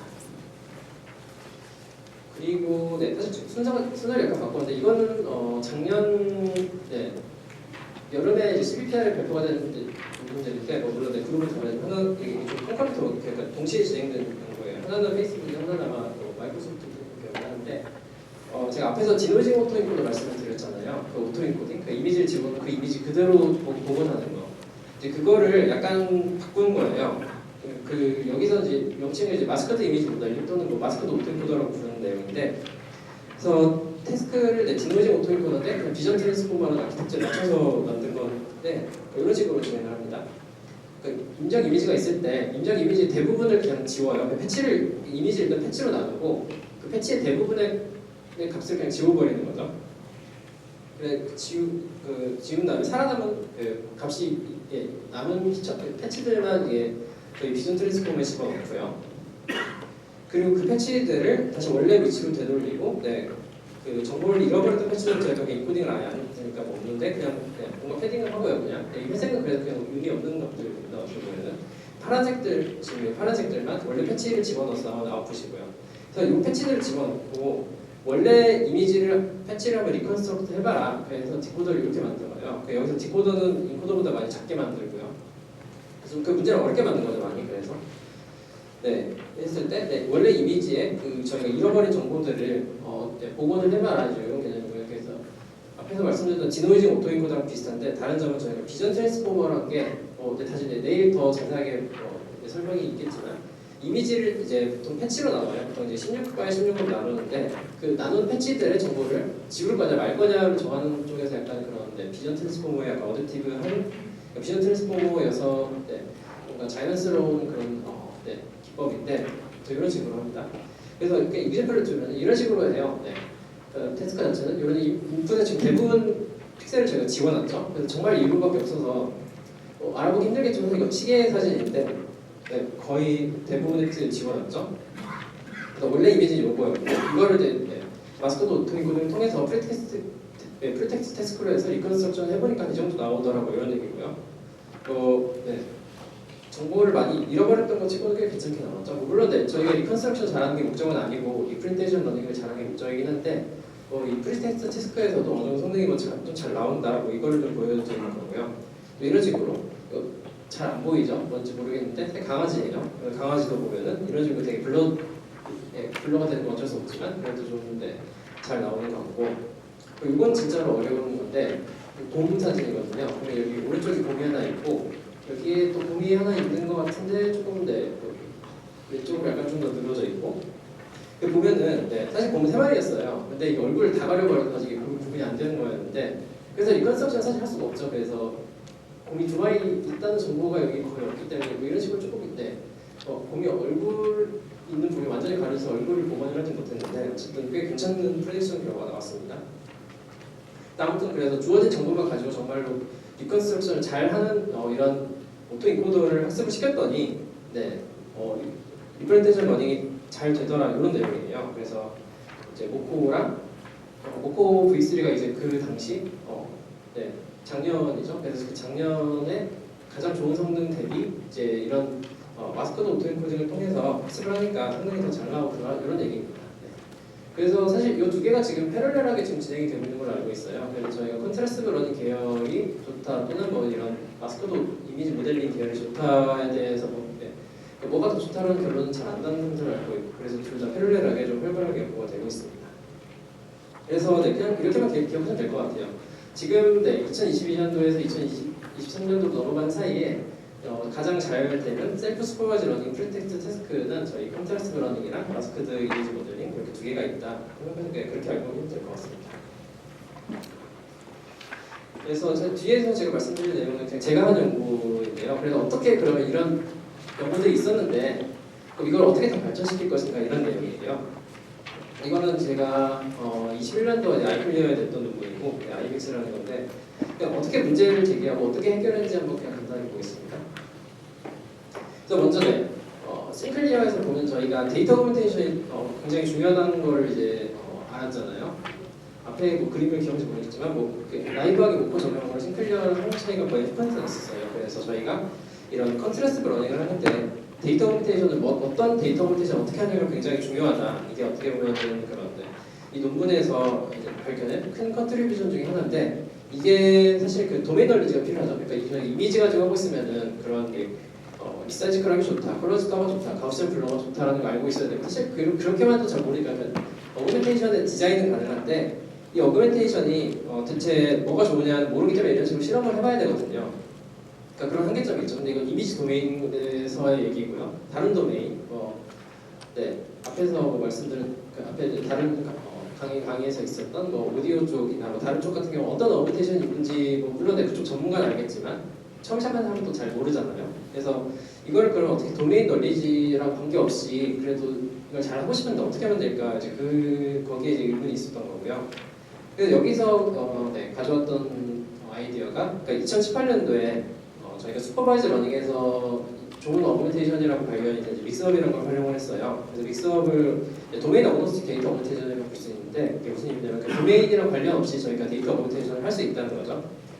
그래서 아이디어 자체는 이제 굉장히 심플한데 이미지가 두 장이 있어요. 이런 강아지랑 고양이 이미지가 있을 때 이 두 개를 픽셀 단위로 해서 믹스를 하는 거예요. 예를 들어 한 4대 6의 비율로 가져온다고 해볼게요. 고양이 픽셀에 0.4를 곱하고 이 위치에 같은 위치에 이 강아지 이미지에 0.6을 곱해서 두 개를 더해서 그 픽셀 값을 여기다가 찍는 거예요. 이런 식으로 해보면 이런 식으로 강아지랑 고양이가 겹치는 이미지가 나오는데 그럼 이거의 레이블을 이 고양이는 0.4고 강아지는 0.6이다라고 주는 거죠. 이 람다가 0.4라고 생각하시면 될 것 같아요. 그래서 이런 식으로 새로운 데이터를 만드는 거예요. 그래서 이거는 완전히 고양이니까 100이었고 이거 완전히 강아지니까 010이라고 하면은 이 강아지랑 고양이가 섞인 이미지는 한 0.4, 0.6, 0 이렇게 레이블을 주는 거죠. 이제 이런 식으로 학습을 하면은 잘 된다는 거죠. 사실 이게 어떻게 보면 좀 굉장히 심한 어프로크시메이션이 말이 안 되는 걸로 볼 수도 있는데 저희가 이 이미지 데이터의 디스트리뷰션, 픽셀의 디스트리뷰션 생각하면 굉장히 복잡하고 이걸 이런 식으로 단순하게 이제 컴플렉스 커뮤니케이션으로 연결한다는 게 말이 안 될 수도 있는데 인티리컬하게 해도 잘 된다. 그리고 뭔가 저희가 수학적으로 해결하려고 해석을 해보면은 비스널 리스크 미니마이제이션이 돼서 오늘 더 의미가 있는 것 같다. 이런 식으로 연구가 이 논문에서 그렇게 얘기를 하긴 했는데 어쨌든 저희가 그냥 갖다 쓸 수 있는 거죠. 그래서 도메인과 관계없이. 근데 이거는 문제가 저희가 이 믹스업 자체는 레이블이 있어야 돼요. 그러니까 이미지랑 레이블 페어가 있어서 이미지를 일정 비율로 섞고 같은 비율로 레이블을 섞었을 때 성립하는 데이터 어그멘테이션이거든요. 그럼 이걸 이제 셀프 슈퍼바이저 러닝에 어떻게 적용할 거냐? 그게 퀘스천이었고 그거를 해결하기 위해서 저희가 다시 한번 컨텐츠 러닝이 어떻게 되는 건지 그림으로 다시 보면은 이런 이미지가 주어졌을 때 어그멘테이션을 두 번 하고 각각을 저 인코더로 거쳐서 그걸 그 피처 벡터들을 비교를 하는 거죠. 그래서 지금 이 녹색이랑 파란색은 같은 고양이였으니까 이 두 개의 거리는 미니마이즈를 하고 피처 스페이스 위에서 그리고 빨간색은 이제 저희 다른 클래스 고양이랑 다른 클래스 썼으니까 거리를 맥시마이즈하고 여기서 녹색이 앵커 기준이기 때문에 녹색 기준으로 파란색을 가깝게 만들고 빨간색을 멀게 하고 있습니다. 이게 그냥 다시 컨트라스트 러닝이고요. 이거를 이 그림을 제가 아이빅스 제가 제안한 그 믹서를 적용하는 걸 설명하려고 제가 그림을 가져왔는데 이거를 그러니까 아직 적용한 건 아니고요. 그러니까 약간 개념을 다른 관점에서 보는 거죠. 저희가 샘플들을 단순히 거리를 미니마이즈하고 맥시마이즈하는 게 아니고 이 배치 안에서 저희가 레이블을 따로 버추얼 레이블을 정의를 하는 거예요. 그래서 고양이가 이미지는 배치 안에 고양이, 강아지, 다람쥐 물론 다른 고양이가 있고 다른 강아지가 있을 수도 있는데 그것도 다 다른 이미지로 취급을 하고요. 그래서 여기는 이렇게 세 개만 있었으니까 1, 0, 0, 0, 1, 0, 0, 0, 0, 1 그냥 이렇게 주는 거죠. 배치 사이즈가 지금 3이었으면 그냥 이 클래스 3개짜리 레이블을 정의를 하는 거예요. 그러면 이제 슈퍼바이저 러닝 하는 거랑 비슷하게 되는 거죠. 이게 조금 테크니컬한 내용이긴 한데 이것 저희가 소프트맥스 확률 벡터를 계산한 다음에 그 확률 벡터에서 해당하는 저희 정답 클래스의 확률은 1로 만들고 나머지 확률을 0으로 만들죠. 이런 식으로 이제 하는 게 이렇게 컨트렉스 러닝이 다르게 포뮬레이션을 할 수가 있어요. 이렇게 해놓으면 이제 레이블이 있으니까 이제 여기다가 믹서를 하면 되는 거죠. 네, 이런 식으로. 그 이미지 왼쪽에 보면은 강아지랑 고양이가 있는데, 네, 이것들은 사실 람다와 원마이너스 람다의 비율을 시킨 거고, 그럼 마찬가지로 이 시뮬러티 계산할 때 저희가 이거는 이 고양이 이미지 첫 번째 고양이인지 모르는 거죠. 그냥 첫 번째 이미지에는 0.4만큼 뭐 람다만큼 가깝고, 그리고 두 번째 인덱스에 해당하는 배치의 두 번째 인덱스에 해당하는 이미지는 1 마이너스 람다만큼 가깝고 나머지는 0 네, 전혀 다르고 이런 식으로 이제 확률을 빅터를 부여를 하는 거죠. 네, 이런 식으로 학습을 할 수 있습니다. 뒤는 실험 결과라서 그냥 대충 넘어가면 되는데 이게 도메인 언어스라고 했었죠. 그래서 이미지 도메인에서도 해보고 뭐 스피치 리코그니션도 해보고 태뷸러 데이터셋 그러니까 저희가 정형 데이터셋이요. 그러니까 뭐 이렇게 예를 들어 사람이 있으면 뭐 키랑 몸무게를 다 숫자로 적어놓고 그거 가지고 뭔가 한다든지 이런 데이터셋인데 그래서 그런 세 가지 도메인에서 해보니까 잘 되더라 뭐 이런 내용입니다. 또는 뭐 스케일러빌리티도 해봤는데 그냥 뭐 아키텍처 그냥 우연히 된 게 아니고 뭐 아키텍처를 뭐 레이어 18개짜리부터 뭐 152개까지 늘려보고 네, 학습도 짧게 해보고 길게 해보고 다 해봤는데 네, 여전히 잘 나오더라 이런 얘기입니다. 그리고 다른 거 하나 또 말씀드리면은 어그셀프라고 또 한개 연구를 했던 건데 똑같아요. 똑같이 심플리언에서 약간 문제 제기를 하는 건데 그러니까 저희가 지금 컨트레스트 러닝 보면 저희가 데이터 오그멘테이션을 하잖아요. 사실 앞에 있는 방금 말씀드렸던 IBX 같은 경우도 같은 경우인데 저희가 데이터 오그멘테이션을 해요. 그리고 그 데이터 오그멘테이션을 무시하고 데이터 오그멘테이션 된 결과들을 같은 걸로 분류를 하려고 하거든요. 그래서 위에 보면은 뭐 이런 지금 이 강아지의 뒷부분, 뒷다리 부분을 자른 거랑 또 뭐 강아지를 플립하고 몸통을 뭐 확대하는 거, 이 두 개를 같게 만드는 거죠. 뭐 이렇게 보면 문제 없을 것 같은데 저희가 이것만 하는 게 아니잖아요. 뭐 컬러 디스토션도 하고 뭐 여러 가지를 하잖아요. 그래서 어떻게 보면 이게 어떤 태스크에 대해서는 잘 안 될 수도 있어요. 그래서 예를 들면 지금 밑에 제가 그려놓은 건데 예를 들어 저희가 꽃들이 여러 종류 있어서 그 꽃들의 종류를 분류하고 싶다고 해봐요. 근데 꽃들은 굉장히 비슷하게 생겼거든요. 그래서 색이 어떻게 보면 되게 중요한 정보인데 저희가 싱글리어 보면은 컬러 스터링이라는 게 있어요. 그래서 컬러 오그멘테이션을 하거든요. 그러니까 좀 다른 색으로 조금 이상하게 바꾼다든지 뭐 여기 보면 강아지도 녹색 강아지로 만들고 회색 강아지로 만들고 했었죠. 이렇게 하는 오그멘테이션 자체가 특정 태스크에는 좀 안 좋을 수도 있다. 저희가 보통 이벨루에이션을 할 때 그냥 이미지넷으로 프리트레이닝하고 이미지넷으로 이벨루에이션을 하거나 뭐 좀 그런 걸 썼기 때문에 보통 이제 꽃 이미지도 잘 안 가져오고 하는 경우에 꽃은 잘 이벨루에이션 안 하고 이런 게 있거든요. 그래서 특별히 이런 데이터셋을 가져오게 되는 순간 뭔가 저희가 학습을 잘못한 게 되는 거다. 그러니까 저희가 셀프 슈퍼바이저 러닝 할 때는 색깔 정보가 중요하지 않다고 생각하고 이렇게 색깔을 다르게 만들어서 여전히 이건 강아지 뭐 녹색 강아지는 회색 강아지는 강아지니까 강아지를 분리해라 이런 식으로 학습하면서 컬러 정보를 무시하게 학습을 하는데 이제 이런 꽃을 분류하는 것처럼 색깔이 중요한 태스크가 오는 순간 이제 저희가 문제가 생긴다는 거죠. 저희가 여기서 이제 프리트레이닝한 결과 자체는 색깔을 분류할 줄 모르게 되는 거예요. 학습을 하면서. 근데 색깔이 필요해지는 거죠. 그러면 이제 색깔을 분류를 못하기 때문에 문제가 된다 이런 얘기입니다. 그래서 그걸 이제 어거멘테이션 인베리언트 리프레젠테이션이라고 표현하고 그 어거멘테이션에 대한 베리언스를 저희가 살리고자 하는 게 여기서 아이디어고요. 그래서 그걸 뭐 오버셀프라고 붙였는데 그냥 이것도 약간 테크니컬한 내용이어서 자세하게 지금 말씀 안 드려도 될 것 같은데 그 이미지 크롭할 때는 뭐 대충 저희가 이미지에 어떤 기준점을 잡고 그 위스랑 하이스를 정해서 자르거든요. 그런 뭐 정보들을 저희가 크롭할 당시 알 수 있잖아요. 그 정보들을 저희가 추출해서 이렇게 정보를 저장을 해놓는 거고 이런 식으로 뭐 프린터 플립 했으면 1, 안 했으면 0, 가우시안 블러는 뭐 스탠다드 데비전에 따라서 스탠다드 데비전을 저장할 수 있고 뭐 이런 식입니다. 그래서 그 정보들을 줄어들 수 있게 프레디션 헤드를 새로 다는 거죠. 그래서 지금 여기에 회색 부분 제외하면은 저희가 앞에서 말씀드렸던 컨트라스트 러닝이랑 완전히 일치하고요. 거기다가 그냥 추가 태스크를 넣는 거죠. 컨트라스트 러닝만 하지 말고 그 데이터 어그멘테이션을 무시하고 그 어느 인스턴스에서 왔는지만 집중해서 그 인스턴스에 같은 인스턴스인지 다른 인스턴스인지 맞춰라 하는 태스크뿐만 아니고 그 인스턴스들 간에 어그멘테이션 차이가 어떻게 되는지 까지 해봐라 이런 거죠. 그래서 네, 이런 식으로 할 수 있습니다. 이게 사실 상대적인 거잖아요. 그러니까 절대적으로 저희가 어그멘테이션 2개가 된 다음에 결과를 보면은 이게 원본이 뭐였는지 사실 몰라요. 그러니까 어그멘테이션 된 결과 2개만 줬기 때문에 그래서 그냥 어그멘테이션 된 결과 2개의 그 파라미터의 디퍼런스만 가지고 저희가 그 디퍼런스를 이제 추론을 하면 안 됩니다.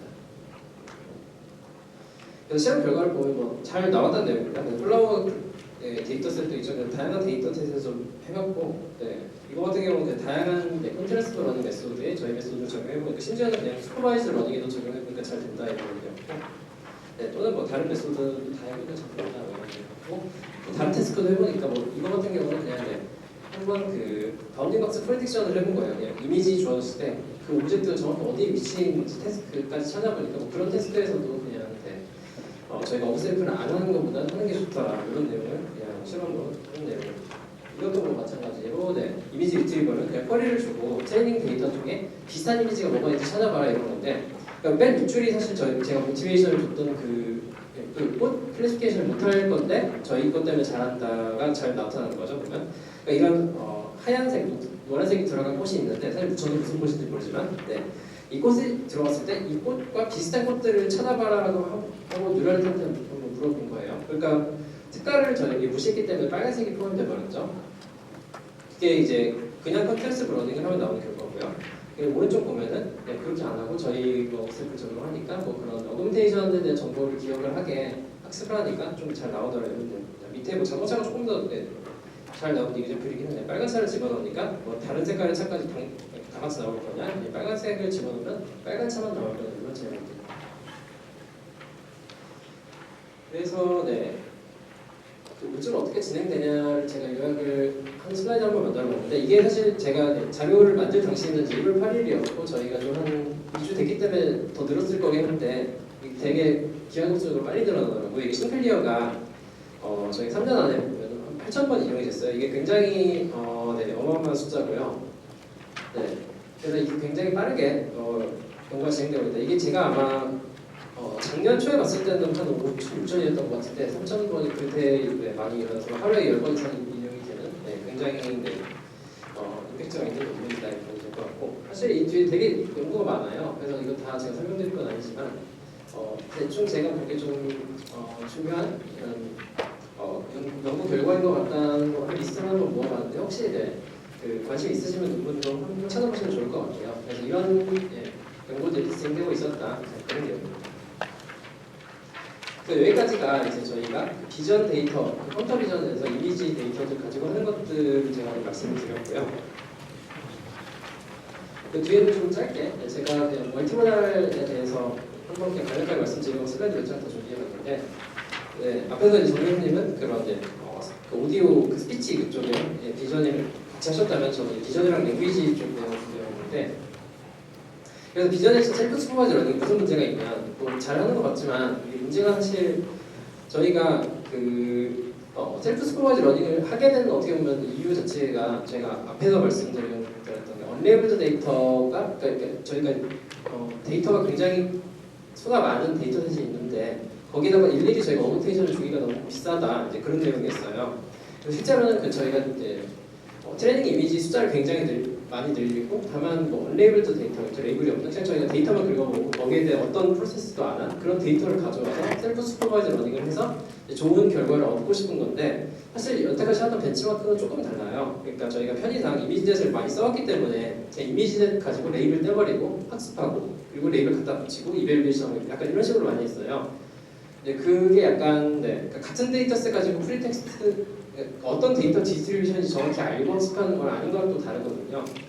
그래서 그런 문제가 있고 또는 그 이미지넷이 사실 저희가 많이 쓰는 게 이미지넷 데이터셋만 존재하는 게 아니고요. 그러니까 원래 더 큰 이미지넷 데이터셋이 존재해요. 그러니까 저희가 이미지넷이라고 편의상 부르는 그 클래스 1000개짜리 데이터셋은 저희가 이미지넷 데이터셋이 한 10분의 1 정도 사이즈 되는 그 100만 장 정도 되는 클래스 1000개에 해당하는 이미지들만 잘 올라온 거고요. 그거 한 10배 정도 되는, 클래스 한 2만 개 정도 되는 이미지, 원본 이미지의 데이터셋이 존재해서 거기다가 학습을 해도 되는데 사실 그것도 큐레이티드 된 거죠. 그러니까 저희가 최소한 그러니까 이미지 댄스를 저희가 얻은 방식이 웹서치를 한 거예요. 저희가 생각하는 클래스에 대한 쿼리를 입력을 해서 구글 검색을 하면 나온 이미지를 긁어보고 보아서 그걸 쓴 거거든요. 그러니까 최소한 어떤 저희가 생각하는 의미 있는 컨셉이 있는 이미지이기 때문에 일종의 이제 큐레이션이 돼 있는 그 데이터셋을 볼 수 있고 오젝트 하나가 보통 들어가 있을 거고 네, 그래서 그런 문제가 있습니다. 네, 그러니까 이런 잘 정제된 데이터셋 가지고 저희가 벤치마킹을 하고 있기 때문에 이게 실제로 저희가 인더 와일드에서 실제로 저희가 아무 이미지나 긁어 모아서 셀프 슈퍼바이저 러닝해도 잘 될 것인가에 대한 의문점이고 사실 오른쪽 그림이 그거에 대한 결과예요. 어떻게 보면은 그러니까 이게 사실 이 그래프가 어디 존재하는 건 아니고 이 논문들에서 숫자를 좀 가져와서 그냥 이렇게 붙인 건데 지금 왼쪽 구석에 붙어 있는 게 이미지넷에서 프리트레이닝하고 이미지넷에서 결과를 낸 거죠. 싱글리어 B2나 MA가 이 정도 성능이 나오는 거고 파르트 같은 경우는 이미지넷 아닌 데서 프리트레이닝 셀프 슈퍼바이저 러닝을 하고 이미지넷에서 이밸류에이션만 해본 거예요. 그러면 그래서 이미지넷 데이터는 이제 1밀리언 100만 장밖에 안 되기 때문에 왼쪽이 딱 붙어 있었고요. 다른 이미지 그거보다 훨씬 많으니까 지금 그래프가 오른쪽으로 가 있는데 보면 이미지가 한 10억 장은 돼야지 이 100만 장이랑 성능이 비슷해지죠. 네, 그러니까 이만큼 많이 필요한 거 어떻게 보면 좀 비효율적인 거예요. 그래서 저희가 데이터 디스트리뷰션을 알고 큐레이션을 잘 하는 게 그러니까 물론 패스가 어느 정도 들긴 하지만 여전히 그 스케일업이 잘 안 된다는 거죠. 지금 거의 1000배 차이가 나는 건데 그 1000배 차이가 나는 많은 이미지를 준비해야 비슷한 성능이 나온다는 거니까 저희가 그 이미지 데이터의 디스트리뷰션을 모를 때는 일단 많이 준비하고 봐야 된다는데 그게 좀 그 많이의 정도가 많이 크다는 거죠. 근데 이게 조금 저희가 NLP는 아마 내일 이제 또 얘기가 나오지만 NLP랑은 조금 경향이 달라요. 그러니까 NLP 같은 경우는 이게 그냥 스케일업하면 잘 되거든요. 스케일업 한 대로 성능이 그대로 반영이 되는데 이미지를 보니까 한 1000배쯤 스케일업 해야지 디스트리뷰션 아는 거랑 비슷해지고 좀 그래서 많이 좀 비효율적이죠. 그래서 이거를 조금 해결해 보려고 좀 다른 도면을 한번 끌어모으자 한번 이런 거고요. 그래서 그게 이제 멀티모달 셀프 슈퍼바이저 러닝이 될 거고 저희가 그래서 이미지만 가지고 학습을 하는 게 아니고 뭔가 좀 다른 컨텍스트에 있는 정보를 가져보자 이런 건데 비디오 정보가 될 수도 있고요. 그럼 이미지뿐만 아니고 그런 저희가 비디오는 이미지의 시퀀스들이죠. 그래서 그 이미지 시퀀스 정보까지 활용하면 이제 비디오가 되는 거고 앞에서 앞 강의에서 나왔던 그런 사운드, 오디오 정보까지 포함이 되면 그런 사운드가 될 수 있을 거고 또는 3D 이미지가 될 수도 있고요. 또는 이제 랭귀지가 이제 제가 관심 있는 분야에서 랭귀지도 진행했는데 그래서 그런 이제 이미지와 텍스트 페어가 또 있잖아요. 그러니까 이 이미지에 대해 설명하는 게 있어서 그것들을 활용하려고 하는 겁니다. 그래서 랭귀지의 여러 가지 장점을 그냥 소설한 건데 이런 식으로 캡션을 생각할 수 있는 거죠. 이런 이미지가 있고 이걸 이제 묘사하는 텍스트가 있을 수 있는 거고요. 어쨌든 그래서 랭귀지의 장점을 얘기를 하자면 그런 덴시티, 그러니까 저희가 딱 몇 마디의 그 단어만 얘기를 해도 그거에 정말로 많은 정보가 들어가 있는 거고 그리고 또는 그 언어 자체는 사람이 어떤 컨셉이든 설명을 하기 위해서 개발한 게 랭귀지이기 때문에 그 랭귀지는 유니버설리티를 가지고 있죠. 그러니까 어떤 컨셉이든 얘기할 수 있어요. 그리고 또는 이 스케일러빌리티를 또 어떻게 정해야 잘했지만 그런 엑스퍼트가 아니어도 그냥 캡션은 그냥 쉽게 달 수 있다. 이런 생각도 할 수 있습니다. 또는 사실 이게 캡션이 잘 돼 있어요. 그러니까 저희가 인스타그램 같은 데서 데이터셋 이미지 가져오면 또 태그 많이 붙여놓잖아요. 그 태그를 같이 가져오면 그게 이제 NLP 정보가 되는 거거든요. 그래서 이미지랑 그런 저희가 자연어 정보랑 같이 페어된 데이터가 이미 굉장히 많이 있기 때문에 그걸 쉽게 활용할 수 있습니다.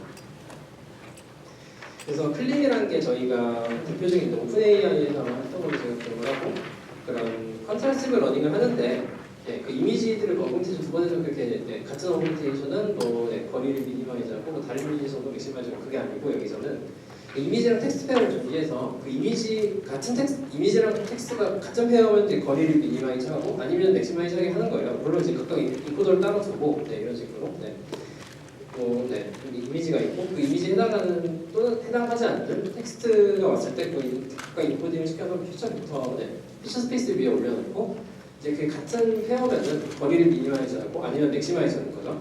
이렇게 컨트라스트 러닝이 가능합니다. 그래서 결과는 제가 굳이 그림면에서 설명 안 드릴게요. 그래서 그냥 굉장히 좋은 성능이 나왔다. 그걸 이렇게 학습을 시켜놓고 그거 그대로 가져가서 이미지 클래시피케이션 하든지 뭘 하든지 해보니까 성능이 굉장히 잘 나왔다 이런 얘기고요. 또 한 가지 재밌는 게 이제 디스트리뷰션 클래시피케이션이라고 이런 것도 할 수 있는데 그러니까 이미지로 본 적이 없는 컨셉이라도 저희가 이제 그 텍스트 인코딩 텍스트 인베딩 학습하는 과정에서 그 텍스트에 대한 정보가 있기 때문에 그게 가능한 건데 그래서 뭔가 이미지에 대해서 뭔가 그러니까 이런 템플릿 A 오브젝트에 뭐가 들어가서 그냥 그 집어넣고 그러니까 이걸 정확히 해당하는 이미지에 대해 학습을 한 적이 없어도 이게 프리디션이 가능하다 이런 얘기인데 자동으로 이것도 생각을 하겠습니다. 다만 근데 이 클립 같은 경우 문제점이 저희가 프리트레인된 거 갖다 쓸 수 있는데요. 그러니까 이 오픈 AI가 조금 외부에다가 그런 투명하게 다 공개를 하는 게 아니기 때문에 아무래도 기업이다 보니까 뭐 그런 이슈도 있겠지만 그래서 이거를 저희가 리프로듀스를 할 수 없어요. 그래서 데이터셋 자체가 공개 안 한 걸로 제가 알고 있거든요. 그래서 뭐 이거에 대해서 그래서 공개적인 데이터셋 뭐 예를 들어 미국 기준으로 레딧이라고 되게 글과 이미지가 되게 많은 데가 있죠. 이제 그런 데서 데이터 긁어 모아서 그거를 비슷하게 클립 비슷하게 학습하는 논문도 있고 하고 한데 아무튼 저희가 대표적으로 쓰는 건 클립이고 클립 자체는 좀 그런 프라이빗한 데이터셋으로 학습이 됐기 때문에 리프로듀스는 안 되지만 어쨌든 모델은 갖다 쓸 수 있다 이런 게 있습니다. 사실 제가 말씀드린 대로 거의 다 말씀드렸고 그러니까 이것들로 그러면 저희가 뭘 할 수 있냐 셀프 슈퍼바이즈 러닝을 잘 하게 됨으로써 가능해진 게 뭐가 있냐 이 멀티모달 셀프 슈퍼바이즈 러닝까지 와서 저희가 잘 학습했을 때 뭘 할 수 있냐를 보여드리려고 대표적인 거 2개를 한번 가져왔어요. 그래서 이건 둘 다 작년 내용이고요. 이거 같은 경우는 달리2라고 해서 아마 그런 인공지능 관련 뉴스 기사 좀 많이 관심 있으신 분들은 한 번쯤 들어보셨을 거예요. 이게 텍스트 집어넣으면 이 이미지가 생성이 되는 거거든요. 그러니까 여기 보면 텍스트를 좀 길게 넣어놨죠. 그런 탐정, 토끼에 대한 내용이 있고, 상어에 대한 내용이 있고, 로봇, 공룡 이런 얘기가 있는데 이렇게 텍스트만 집어넣으면 이런 퀄리티 이미지를 이제 출력을 해주는 거예요. 여기서 오른쪽 구석에 보시면 이제 RGB 컬러들이 한 5개 있는데 이게 달리2로 만들었다는 어떻게 볼까요? 시그너처로 보시면 될 것 같고요. 자, 이게 클립을 그대로 썼거든요. 달리 1, 2 둘 다 클립을 적극적으로 활용해서 이런 식으로 한 걸 알고 있는데 물론 이제 제네레이터 모듈 같은 경우는 아마 내일인가요? 모레인가요? 디퓨전 모델이 아마 저희가 강의 목록에 있던 걸로 기억하는데 달리2는 디퓨전 모델을 썼고요. 제네레이터 모델 그리고 이 텍스트 투 이미지 할 때 이제 그 인베딩을 클립을 활용하는 거죠. 그래서 디퓨전 모델은 아마 다 모델 말고 추후 강의에서 한번 설명이 더 있을 예정입니다. 제가 알기로. 또는 좀 더 확장을 비디오에서도 할 수 있어요. 그래서 이거는 이제 페나키라고 해서 사실 아직 공식적으로 퍼블리시 된 건 아니고 구글에서 한 건데 아카이브에만 올라 있고 아마 이번 아이클리어 23년도 그 리뷰를 지금 받고 있는 걸로 알고 있어요. 텍스트 집어넣으면 그 텍스트에 맞게 비디오를 출력을 해주는 거예요. 이거는 보면은 하나, 둘, 셋, 네 줄 집어넣고 그 네 줄에 맞게 몇 줄 끊어서 이렇게 이미지가 나오는 건데 제가 비디오를 다시 뜰게요. 왼쪽 보면 꽤 재밌는 게 지금 테디베어 이미지가 있고 물속에 잠수한 다음에 수영을 하다가 좀 지나 보니 판다로 바뀌어요. 보면은 여기서 보면은 판다로 바뀌죠.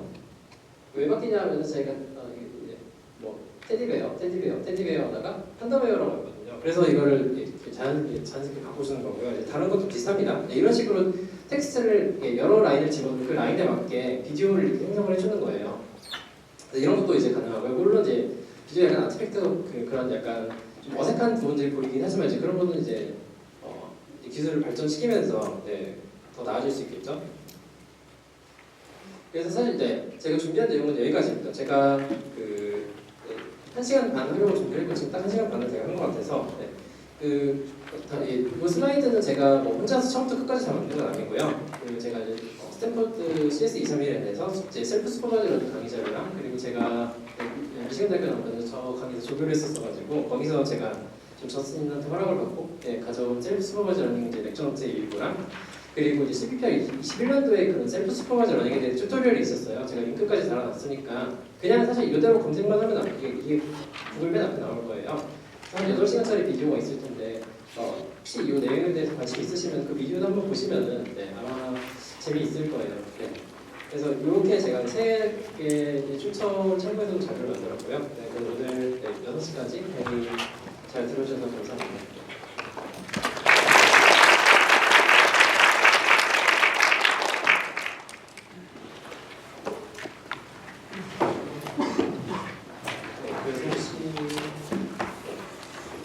제가 뭐 아마 시간이 6시까지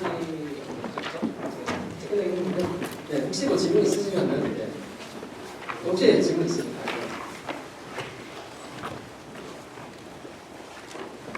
안녕하세요. 카이스트 김준복에서 공부실에서 연구하고 있는 김종석이라고 합니다. 최근에 컨트라스티브 러닝이나 슈퍼바이즈 러닝을 이제 메디컬 도메인이나 뭐 자율주의 도메인이나 다른 다양한 도메인에서 데이터를 직접 수집해서 적용해보려고 하는 사례가 많은 걸로 알고 있는데, 그때 이제 다운스트림 태스크에서 이제 클래시피케이션이나 디텍션이나 세그멘테이션 뭐 아니면 덱스 에스티메이션까지 이제 특정 다운스트림 태스크가 굉장히 특정될 수 있잖아요. 원하는 목표가 분명할 때. 근데 그럴 때 그런 프리 트레이닝이나 또 프리 테스트를 뭐 컨트라스티브 메소드를 쓸지, 넌 컨트라스티브 메소드를 쓸지, 아니면 마스크 기반을 쓸지 이런 게 뭐 특정 방법이 제너럴하게 좋다라기보다는 뭔가 어떤 태스크에 뭐 세그멘테이션이면 뭐 픽셀와이즈한 언더스탠드가 좋은 마스크 오토인코더 방식이 좀 더 좋을 수 있고, 클래시피케이션이면은 컨트라스티브 러닝이 더 좋을 수도 있지 않을까? 이런 생각이 드는데 혹시 그런 거에 대해서 그냥 좋은 피처 인코더는 제너럴하게 다 돼야 된다, 아니면은 특정 다운스트림 태스크에 어울리는 특정 프리 트레이닝을 잘 골라야 한다가 맞을지 조금 어떻게 생각하시는지 궁금해서. 사실 네. 어떻게 보면은 그러니까 저희가 원하는 거 그러니까 제너럴한 걸 원하잖아요. 이벤트 자체할 때 사실 제가 뭐가 올지 모르니까 다운스트림 태스크로 뭘 할지 모르니까 제가 클래시피케이션을 할지 뭐 픽셀와이즈 클래시피케이션 할지 뭐 디텍션을 할지 이런 걸 모르니까 그걸 생각하면 저희가 제너럴한 피처를 뽑으면 좋을 텐데 현실은 그러진 않긴 하죠. 그러니까 저희가 클래시피케이션 태스크라면 사실 컨트라스트 러닝이 좀 더 잘 되는 경향이 있고 또 뭐 다른 태스크는 그런 픽셀 관련 정보가 중요하다면 뭐 그런 마스크 오토코딩이 이제 오토코딩을 하니까 조금 더 픽셀 정보가 좋을 수 있고 그럴 수는 있어요. 그래서 사실 그런 태스크 간의 시밀러리티에 대해서도 약간 그런 프리텍스트 태스크랑 바운트리 태스크의 그런 시밀러리티에 관해서 어떻게 관계가 성립하는지에 대한 연구도 조금 있는 걸로 제가 기억을 하는데 관계가 있는 걸로 제가 알고 있습니다. 다만 그건 있죠. 저희가 예를 들어 마스크도 오토인코딩 처음 나올 당시에는 다른 컨트라스트 러닝보다 이미지 클래시피케이션은 성능이 더 좋았어요. 그래서 뭐 그걸 딱 그 시점만 보면은 그러면 이제 마스크도 오토인코딩이 이미지 클래시피케이션이 가장 그러니까 이미지 클래시피케이션은 뭐든 상관없이 가장 좋은 뭐 셀프 슈퍼바이저 러닝에 쓸 수 있는 프리텍스트가 아닐까라고 생각할 수도 있었겠지만 그 뒤에도 근데 연구 결과는 뭐 계속 발전하고 있으니까 이제 뭐가 되겠다. 아직 결론이 안 난 상태죠. 그래서 이게 사실 장난 내용이잖아요. 그래서 아직도 연구가 활발히 되고 있어서 뭐가 결론이 될지는 모르겠지만 제 개인적인 생각으로는 아무래도 저희가 다운스트림 태스크에 대한 예를 들어 종류에 대한 정보가 있다라고 하면은 아무래도 그 종류에 맞는 프리텍스트 태스크까지 저희가 준비해서 셀프 슈퍼바이즈 러닝을 할 시간이 있다. 그럼 그렇게 하는 게 좋지 않을까. 근데 다만 저희가 셀프 슈퍼바이즈 러닝을 하는 목적 자체가 다운스트림 태스크가 뭐가 올지 모르는 상태에서 좀 제너럴하게 좋은 임플리멘테이션 러닝을 학습하자가 목적이기 때문에 그러니까 결론적으로는 그냥 온 에버리지로 좋은 태스크를 찾는 방향으로 되지 않을게 연구를 하게 되지 않을까. 최종적으로 그런 모델이 좀 디플로이가 돼서 실제로 그런 모델을 쓰게 되지 않을까 생각을 하고 있습니다. 관련해서 질문, 에버리지라는 게 어떤 인코더의 각각의 테스트 결과를 말씀하신 에버리지라는 게 프리텍스트 테스크를 A 방법, B 방법, C 방법을 해서 그 웨이트를 그냥 단순히 에버리지 그건 아니고요. 그러니까 저희가 다운스트림 태스크를 여러 개 준비해서 이밸류에이션을 하잖아요. 그러니까 보통은 저희가 이미지 클래시피케이션 이밸류에이션을 많이 하지만 다른 게 있죠. 아까 디텍션도 얘기했었고, 인스턴스 세그멘테이션도 얘기했었고, 또 저는 다른 다양한 태스크가 있을 수 있고요. 이제 그런 태스크 아무래도 그 벤치마크를 어떻게 설정하느냐에 따라 다를 것 같아요. 앞에서 아마 정 교수님도 마지막으로 벤치마크의 중요성에 대해서 말씀하신 것 같아요. 저희가 연구하는 사람 입장에서는 벤치마크가 있어야지 그게 좋은지 나쁜지를 수치적으로 판별할 수 있거든요. 그래서 그 벤치마크 여러 개 준비해서 그 벤치마크 성능의 온 에버리지를 좋은 거를 쓰지 않을까. 이런 컨텍스트에서 말씀을 드렸습니다. 제가 그 의견이 하나 있는데 어떤 거냐면 그 모델을 셀렉션할 때 이제 그 이터레이션마다 그 어떤 모델을 셀렉션해도 이밸류에이션 하면은 베리에이션이 있잖아요. 결과값에 대해서. 그래서 보통 에버리지를 해서 체크 포인트를 만드는 경우가 있는데 지금 말씀하신 그 질문을 듣다 보니까 그 프리텍스트에 대한 태스크를 좀 여러 가지 방법으로 해서 그 에버리지 했을 때 더 좋은 결과가 나오지 않을까 좀 이런 생각이 들었습니다. 좋은 제안이시네요. 사실 그런 쪽의 연구가 있긴 해요. 그러니까 태스크를 여러 개 그래서 저희가 딥러닝 할 때 로스를 여러 개 갖다 붙이잖아요. 그게 약간 그런 개념으로도 볼 수 있을 것 같아요. 뭐 이것도 잘하고 저것도 잘하고 해서 여러 개 동시에 잘하게 만드는 거 학습하는 건 어떻게 보면은 네, 그런 개념으로 볼 수 있고 그걸 또 어떻게 할 거냐 그렇게 아예 로스 단위에서 쉐어드 모델을 주고 태스크 관련된 헤드만 살짝 바꿔가면서 로스를 계산해서 그 로스를 동시에 조인트 옵티마이제이션 할 것인가? 아니면 약간 스테이지를 나눠가지고 뭐 엔드투엔드는 아니더라도 요거 학습하다가 저거 학습하다가 이걸 약간 그런데 첫 번째부터 한 100일부까지는 뭐 태스크 1번, 뭐 100일부터 200일까지 태스크 2번 이런 식으로 뭐 나눠서 할 수도 있고 여러 가지 지금 방법이 있을 것 같습니다. 다만 말씀하신 것처럼 뭐 그냥 저희가 정말로 좋은 단 하나의 프리테스트가 존재해서 이것만 학습하면 좀 무조건 잘 될 거다라는 생각보다는 아무래도 말씀하신 것처럼 좀 다양한 프리테스트를 준비해서 좀 조인트하게 학습을 하는 게 아무래도 최종적으로 저희가 뭐가 나올지 모르는 상태에서 디플로이를 했을 때 더 좋은 성능이 나오지 않을까 그렇게 생각합니다.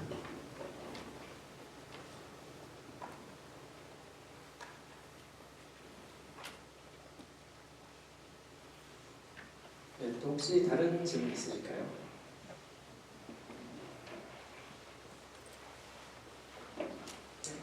없으시면 오늘 강의